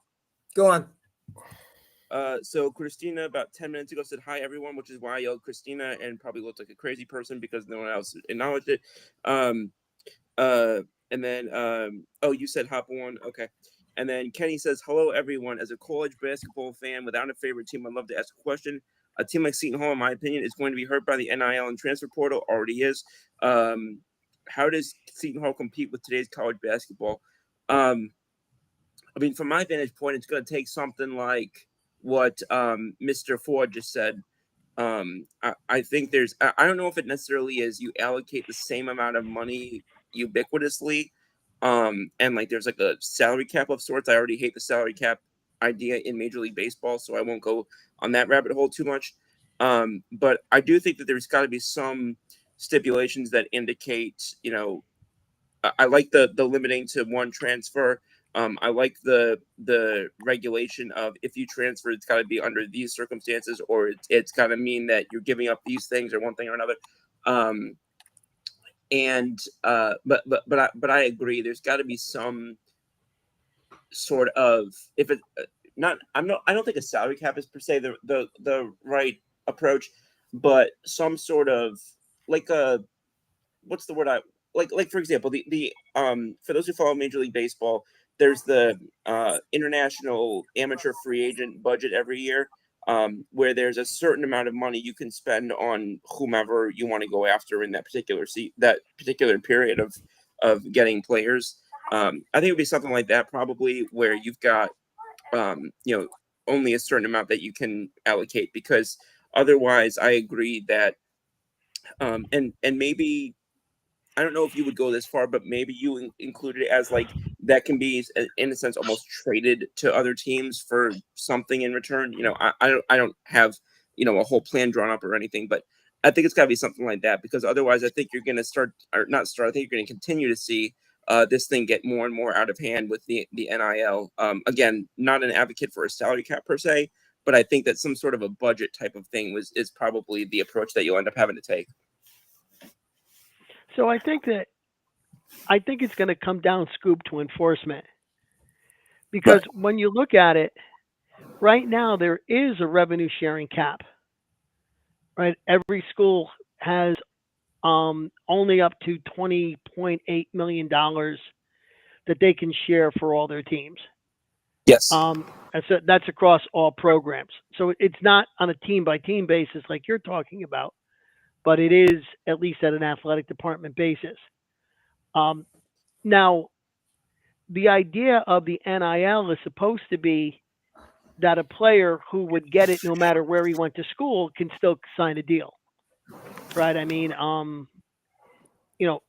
Najah Hines might very well get an NIL deal because of the way how well he played over the summer, but I would assume he would get the same deal whether he was at Seton Hall or whether he was at Rutgers or whether he was at St. John's or whether he was at Villanova. A kid from New Jersey who is going to get an endorsement deal because he's from New Jersey and he's good, regardless of where he plays. I'm sure that Cooper Flagg was going to get his money whether he played at Duke, North Carolina, or Kentucky.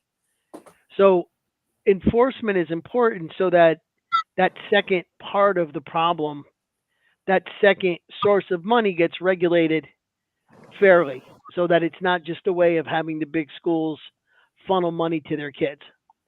So I think that's a big thing. And then I think if they have enforcement, then the other thing needs to be to figure out a way to differentiate Seton Hall as a place you want to come and play.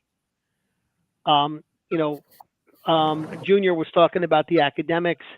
I'm not sure that rings the same bell for today's student athletes, but there needs to be some way to differentiate and have a reason why you want to come and play at Seton Hall beyond just the money. Because as Kenny is saying, we're not able to outspend. We're not going to have as much money. You realize that Penn State is paying their coach, they're paying a man $49 million not to coach. You talk about Coach Franklin, the guy that they just 86? Yeah, $49 million he's getting paid now not to coach. Frank, what would you accept to not coach Penn State? I would do it for I would settle. $10,000. I would settle with 490,000. If they did $10,000, if they came to me and said, "Look, we don't want you to coach Penn State. We'll pay you $10,000 not to coach Penn State," I think I'd take that. Yeah. So, if there are schools that are throwing around $50 million for a guy who, because they want to get rid of him, then we're in a whole different ballpark in terms of finances. We can't play in that league. No, And I know it's football, but we can't play in that league. No, I brought that up. I brought Penn State up over the summer. I mean, Nicole, who's the hockey player that they got? They paid him almost $1 million. Clarence Aviti? No, I think I thought it might have been McKenna or something like that. But anyway, he it's amazing how much they're throwing around. And the thing that confuses me is if there's $20.8 million to be allocated across the board, how's a hockey player getting that? I mean, you got the whole football team. Both basketball teams are getting something. I don't see how it all fits in under $20.8 million. Those football players got to be getting a ton. Well, one of the things that I read is, and I thought this was ingenious in its duplicity, that these NIL deals, the outside ones, the ones that are not revenue sharing, have to go through a Deloitte and this portal that evaluates whether or not they're fair, whether or not they're real, and any deal over than $600 has to get evaluated that way. So they're talking about trying to figure out a way to pay somebody $500 an hour and say every hour is a separate deal to go around the limit. So that's why I say enforcement's important. If the people at Deloitte are going to look at this and say this is ridiculous, and nobody, this is not, you don't have a separate deal for every hour or a separate deal for every day that's less than the threshold. Cut it out. Then that might be okay. But if they're going to allow these schools to funnel more money to these players through these external deals without really enforcing them, we're just not going to have that kind of money to spend. And speaking about the enforcement, I mean, when do you start? Do you have to look at the contract before the year starts? Or by the time they're done auditing it, are they going to say, oh, he wasn't eligible, but the year's over and the kid's about to transfer to another school anyway, the next year? Well, the way I understand it, those deals have to go to this commission and get approved before the player can get money. Okay. Like they're getting away from the concept of scholarships. And so, if you were going to go and play, they would, a college would offer you essentially a compensation package that would include tuition, room and board, and some amount of revenue sharing. And there's no, they could pay $20.8 million to one guy. They can make sure that every player gets something. They don't have to do anything. They can do that however they want. But tuition, room, and board is part of your compensation package. Right. Then if they want to figure out a way to pay you something else, those deals have to get approved before they go into effect. But do they get approved before they even commit to the school? Because so that second group, those deals are not supposed to be coming from the school. Right. Those secondary deals are supposed to be coming from someplace else. All right, but but suppose Nick is being recruited by University of Michigan and Seton Hall. We have like a nice compensation package, something really nice, but Michigan at the last second says, "Oh, we're going to give you this too," but he doesn't know if that additional NIL stuff is approved, right? And that's going to take a while, and he could commit. So the deal is this. Okay, now I don't know. Nick is a little bit past his prime, so I'm not sure how much money he would be getting on an NIL deal. But let's suppose that we're recruiting Nick and we're going to say, well, wait, guys, let's make it real. Let's talk apples to apples. It just happened with Michigan State. with Julius Right, Saban so- and Michigan State. That just happened to us. So you've got Julius Saban. He's going to go, and Michigan State's going to offer him. Say we're going to offer him $300,000 in a scholarship, and a scholarship. And that's And out of Michigan revenue sharing, correct, Paul? That's out of revenue Right. sharing. And Michigan State is going to offer him $325,000 out of revenue sharing because they got a little bit more, and he's kind of torn. And then Magic Johnson comes and tells him, I am, part of the Magic Johnson sport, whatever it is, and I'm going to offer you a $150,000 endorsement deal, but only if you go to Michigan State, right? Because, I'm sorry, not because that's where I went, right? That's where Magic went. To your point, that has to get submitted and approved. And I don't know whether he knows that would be approved or not before he signs. Right. And I also don't know whether that would be an approved thing. Like, in other words, that might be a legitimate thing. Maybe Magic is trying to get everybody from Michigan State into some sort of a group. When we used to talk about the vitamin water guy, he was actually at the time selling a sports drink. So it becomes a little bit easier for him to pay kids for St. John's because it's a legitimate thing that they might be doing that. Right.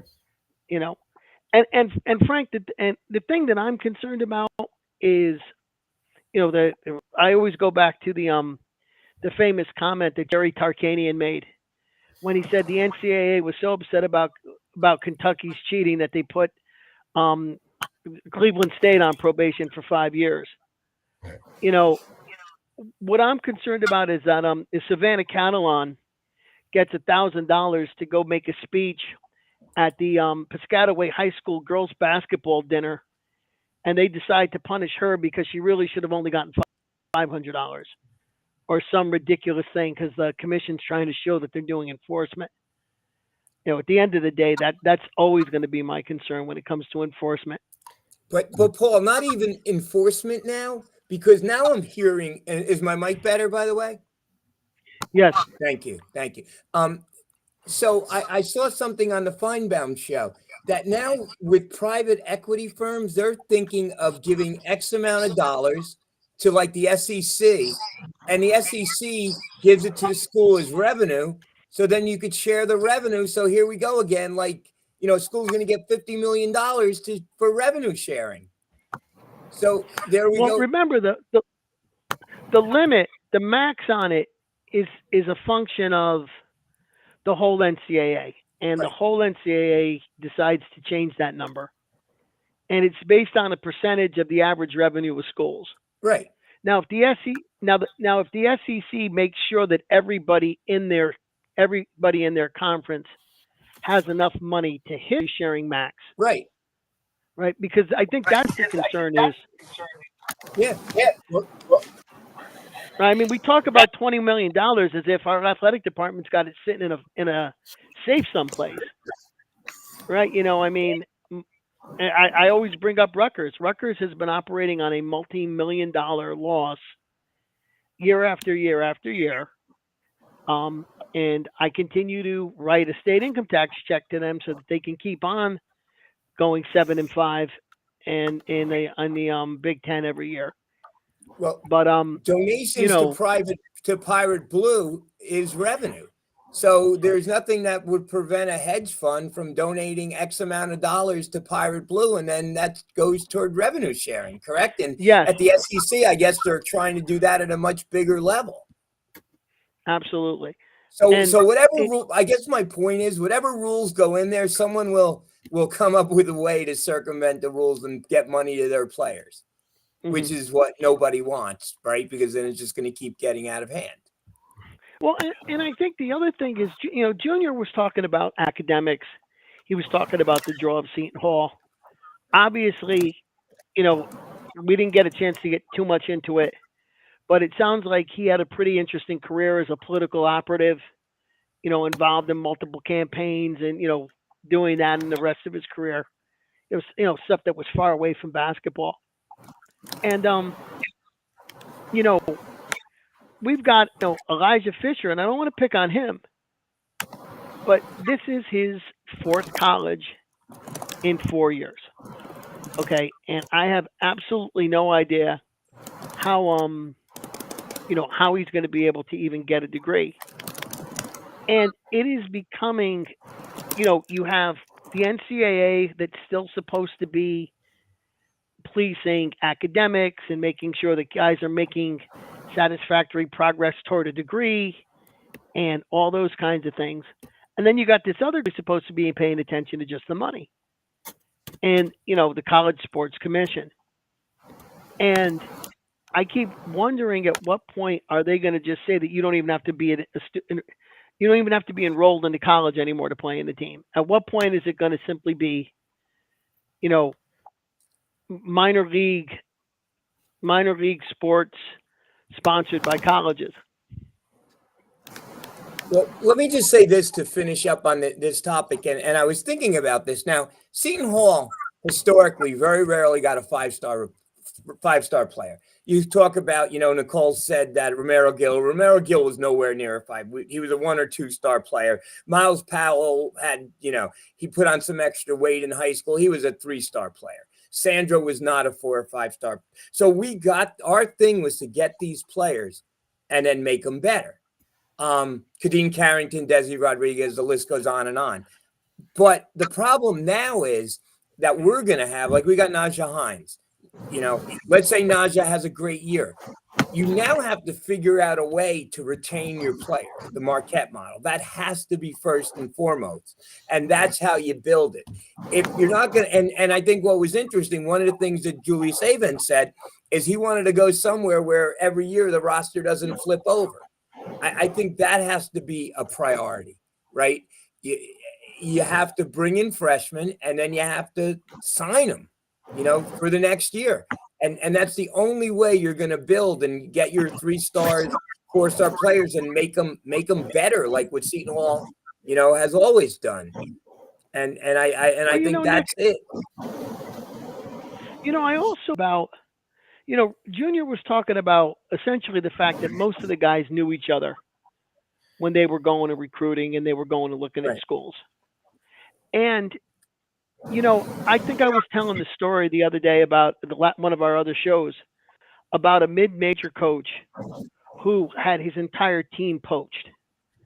And one of the major coaches who poached his team came up to him and said, I got to tell you, you do a great job at getting players ready for the next level.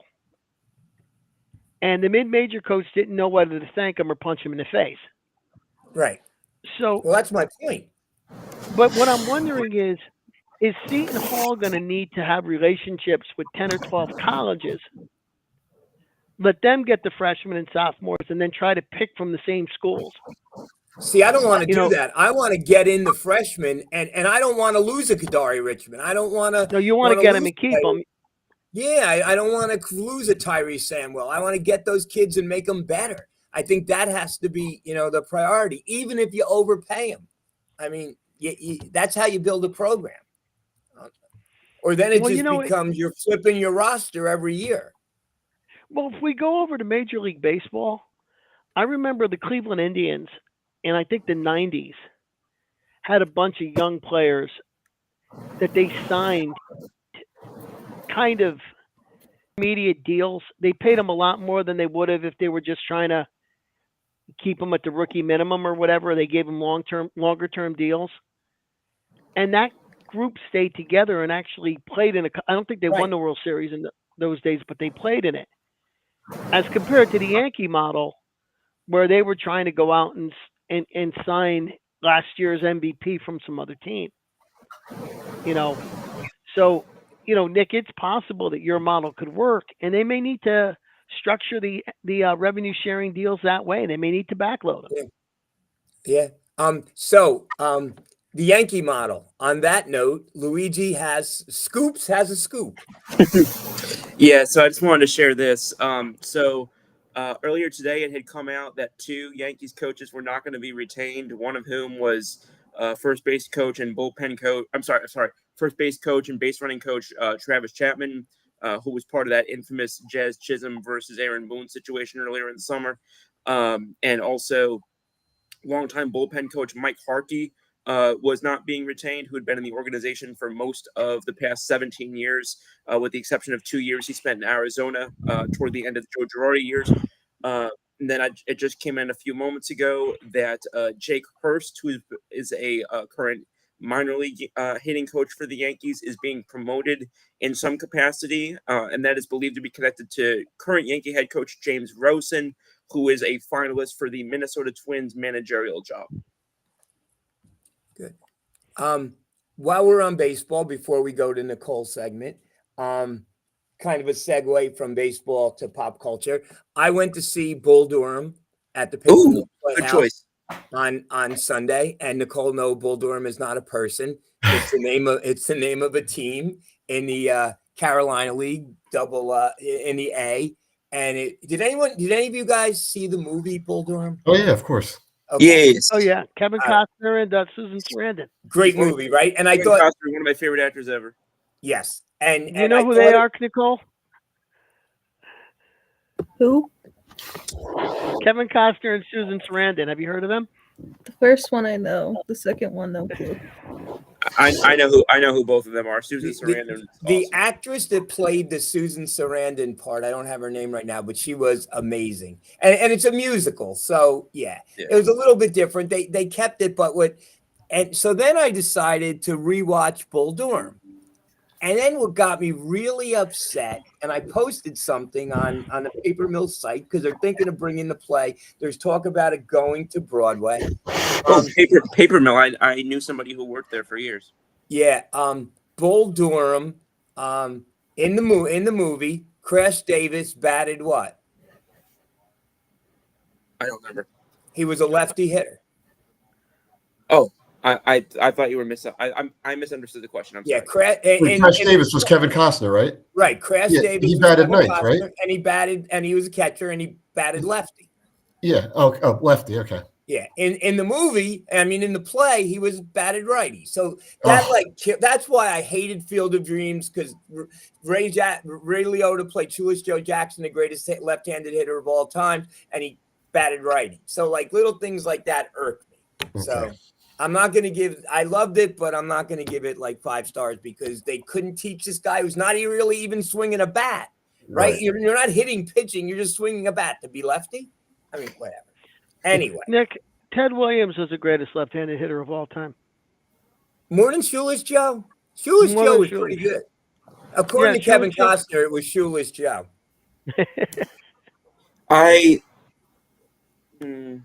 No? I don't know. I could debate that all freaking night long, but I have a show on Thursday nights for that. All right. And you never invite us to come on, but that's okay. No problem. That is also not true. You invited Nicole. Paul, have you ever been on I've been on his show He invited us all, right? I've only been on his show once. I swear you've been on twice. No, once. Scoop, didn't you tell us last week if anybody wanted to join? But you also have to recognize that Scoop has no idea who I am. Other than the 7 or 8 hours that we've spent on this webcast, we've never that's the full amount of our interaction is being on these things. I don't know why he would invite me on his show. He doesn't know me. But see, I'm going to disagree with that because wait, Scoop, defend yourself. Defend yourself. At any time. I kind of feel like you guys, this is a little family here sometimes, and I feel close to all of you guys. And if I ever, I would invite all of you to come on, but maybe I'm more loyal than Scoop is. I don't know. Maybe, Nick, if you're free next Thursday night, I'd love to have you on. Okay. This Thursday, I'm actually being interviewed by some political guy on some podcast. I'll let you know about it. I don't know what they're going to talk to me next about. Thursday, because actually a guy from Seton Hall is going to be on Thursday night to talk about the Giants and Eagles. Okay. A week from Thursday. Okay. Cool. But here's my question. Hang on. Kenny wanted me to say something 20 minutes ago, and I want to address it.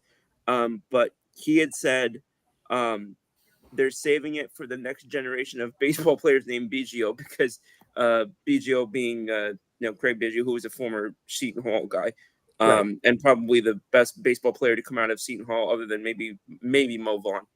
I think he was better than Mo Vaughn. Yeah, I phrased that terribly. I meant to say he and Mo Vaughn are the two greatest. I didn't mean to say he was. I didn't mean to say Mo Vaughn. And was they better. played on the same team. They crossed Yeah. over, yeah. Yeah. At one point. And then he said, "Give me Ty Cobb over a Red Sox." LOL. Come on, LOL. There you go. Yeah, I had to double check real quick because I couldn't remember for a second if Josh Gibson was lefty or righty, but he was a right-hander. I think All Babe right, Ruth was we're left-handed too. He we're at wasn't we're at bad. a minute. We're at an hour 50, so we're not going over 2. Nicole, pop culture, Nicole, your you're up. segment. Christina, Okay. Christina had a rough day at work. I guess she fell asleep, so you're by yourself. Go. Okay, so in terms of our Swiftie news, Taylor Swift was on Good Morning America yesterday morning, and she announced that we are getting an Eras Tour behind the scenes documentary, That's fun. as well as the entirety of Vancouver, the last show of the Eras Tour, which was Vancouver Night 3. So I'm very excited for that because that's where we see the Torture Post Department set, which kind of alludes to the life of a showgirl with all the jazzy Gatsby themed stuff. And I think that they also are including the bit where Travis picks her up on the stage and gets her ready like the showgirl. Oh my god, I'm so excited. All right, Scoop, go you got on. anything to add to that? No, Why not? because I didn't even know that happened until you said it. Where were you? Oh my God, Working. Nicole, please don't pick on him. Every time he picks on you, I stop it. Please don't How pick does on he him. not know this? This is He like common doesn't. Swiftie He doesn't knowledge. know. Because I was working today. I was too. I In was other news- working without split screen. Any other pop culture Squirrel. news, Nicole? We have the Dancing with the Stars dedication night going on right now. The final dance just happened. We are awaiting to see if there's an elimination tonight. Is Topanga still around? Yes, How's she doing? she's doing pretty good. She actually brought the teacher guy from Boy Meets World on as her dedicator. Mr. Feeney. Yes. Kenny says, "Love the show, love you, Nicole." But Swiftie is where I say goodnight. See? Joking, I do have to go get ready for a podcast. I didn't know they did a show on Tuesday night, but have fun, Kenny. I honestly, for some reason, thought it was Thursday. No idea why. I wish it was Thursday. So do I. Nicole, anything else? In terms of pop culture, I don't think so. Okay. All right. Final thoughts. Frank, final thoughts. No, it was a great show again tonight. That was a pleasure meeting Mr. Junior Foy. There's a lot I really didn't know the details about in that era. And yeah, hopefully one day when I catch up with you at a home game, you could fill me in a little bit more about back in the days when the bubble was there and those games. I mean, when I was there, Walsh was still open. There was still over 3,000 seats, but it sounded like it was a lot more raucous back in the early 70s compared to the late 80s and early 90s right before they remodeled everything. We got to remember we played all of our home games really at Walsh. I know. We played a good number. We played a good number of at the Garden, 3 or 4 a year, but they were quote unquote neutral site games. And I remember even when I was going there, even the Final Four year, they would even have some double headers at Meadowlands. Yeah. It wasn't like nowadays where it's just one game.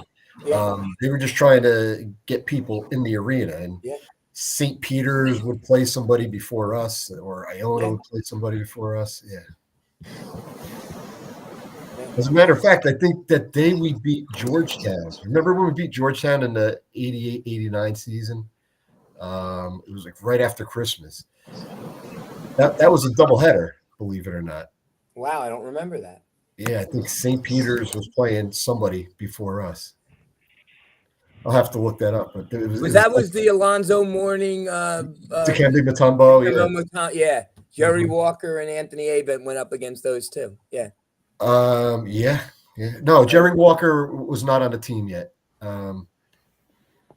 That was Jerry Walker was a freshman the next year. Darryl Okay. Walker was on the team. Darryl, okay. Good. Thank you. Thank you, Paul. Frank, thank you for coming on. You were great, as always. Paul, Thanks final for having thoughts. me. Well, we're less than 3 weeks 3 weeks away from tip-off.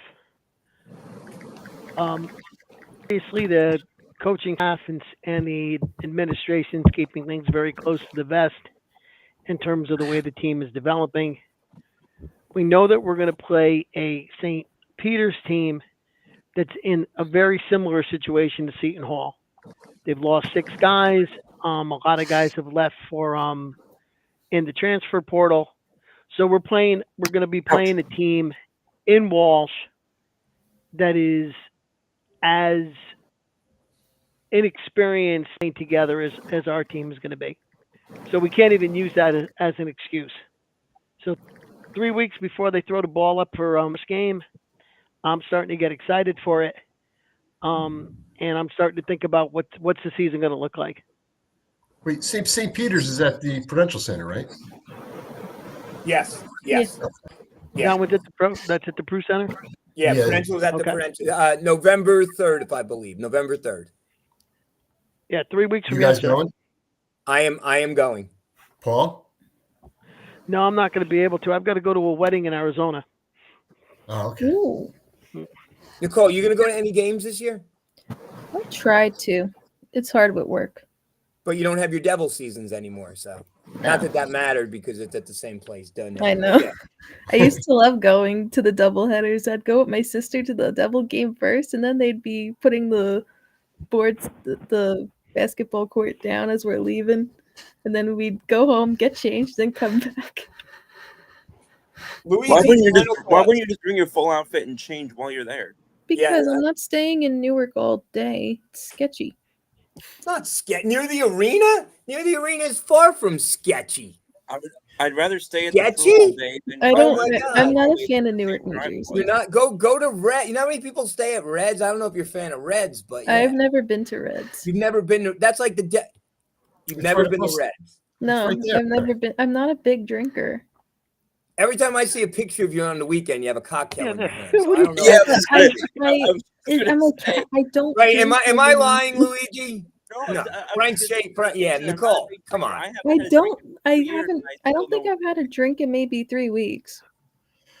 You guys want to hear a Every funny time story? I see there's a about the- picture of you with some cocktail drink with a little Yeah, that's umbrella what in I it. know. Life haven't of the been to Brigada. Atlantic City. Are you just doing it for the aesthetic and the social No, media? I haven't been to Atlantic City. Oh yeah, no elimination! Yay! You only drink in Atlantic City. You don't drink in I at Red. swear you were at Borgata in the last 10 days, but okay.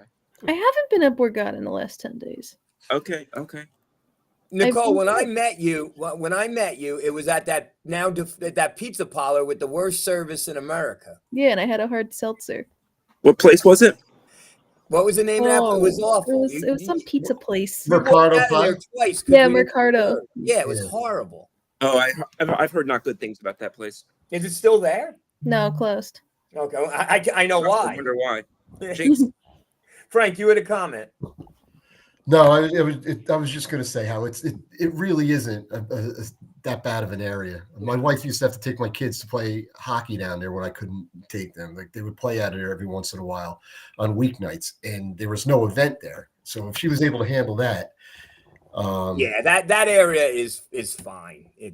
That's fine. In fact, my wife said the most nervous she ever was going to the Prudential Center was when she acted as our Uber for my 50th birthday for an Iron Maiden concert, and she said the people coming out of there Yeah. were the most scariest thing that she had ever seen in her life. Oh, I could imagine. All right. So Nicole, you're a good planner. We got to plan something at Reds before a game this year. Yes, Okay, yeah, and that'll be your first time at Reds. probably. Probably. Okay, probably. All right, Luigi. Final comments. Anyway, so Kenny just said real quick, he wants to say his final thoughts was Scoops, Eddie Siciliano, aka Sis, 1974 to 78 Seton Hall football player, would love to be a guest on future shows. Sis is a great guy. I was when I was in the beginning of my time on K Sports Show, he was on as well, and awesome, a lot of fun. Okay. Tried out for the Giants under Marty Schottenheimer, father of now Cowboys coach Brian Schottenheimer. Shout out to the Flyers, who, unlike the Cowboys, actually beat the Panthers this week. But in all seriousness, so just to wrap it up real quick, thanks again, y'all. This was a lot of fun. Thanks again to Mr. Foy on the beginning of the show. It was great to have him on. A couple of more little tidbits of news that dropped in the last few moments that I'll share for the baseball folk who are still watching. Alex Bregman, longtime infielder who is now for the Boston Red Sox, opting out of his contract. Wow. Will be a free agent this offseason. Also, longtime Cleveland Guardians reliever who played at the Guardians-Yankees postseason game I went to last year. Likely done for his career, was denied from playing off-season baseball. Likely that the star reliever's career will be over in the wake of gambling allegations against him and teammate Luis Ortiz. So just sharing those two things. Two longtime Yankee foes have different pieces of information on there. So I just wanted to share those real quick. Guys, have a great rest of your week. I hope that the Eagles don't embarrass themselves again this week. And Giants fans, have fun for the rest of your week, except for the 3 hours that you guys play football. So the Taylor show last week, 2,200 viewers so far. The Yankee show last year, 2,000 viewers. And Coach Boz with Bobby, 1,600 viewers. And we are around 600 right now with this show. So awesome. people are watching us. So yeah. So there's something we're doing that people like. So yeah, I think it's Nicole's personality, but I'm just very tired tonight. Good work, team. Good. Yeah, no, this is a team. This is definitely an ensemble, and we missed our captain. We missed Bobby tonight. Hope everything's okay with him. Hope everything's all right, Mr. Black. Yeah, hope everything's okay with Bobby. Bobby's great. The Junior exceeded all expectations. He was he was great. He that was so much. We've had 3 guests. Dan Dunn, who was great, Coach Boz, who of course was great. With Savannah, right? We had Savannah with Coach Boz. She was great. And then Junior. I mean, yeah, people, we're gonna, this is great.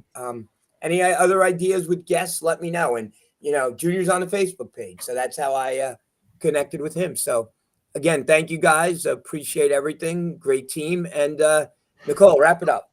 Okay. Basketball. Since basketball's on the horizon, definitely invite your friends, family, acquaintances, cousins, second cousins removed to the Facebook group. What in the only an Italian person would go that deep? Oh, I knew he was going to say something about that. Anyways, this is the best place to be for Seton Hall basketball. We have our game threads coming soon once St. Peter's comes and plays us. Those are pretty much where everyone gets to, mingle with each other and, get to talk the game while the game is on. And definitely for those who don't have streaming and are not able to watch the games this year, definitely go and listen to WSOU. They are going to be broadcasting every game live on the radio. So there's that. And we may try to do something ourselves too to make things happy. But yeah, it's a slow week, getting there. Good week. I can't wait for the weekend. I'm tired. That's why I'm like, I'm kind of out of it tonight, but it was You did a good job. Great question to Thank you. Junior. As always. Today was a long day. I didn't get off till like 7. So yeah. All right. Go Pirates. Good night, Yeah, guys. go Thank Pirates you. for my Go laptop, guys. Go Pirates. Good night, guys. Good night. Good night, Thank go you, Hawks. guys. All right, thank you.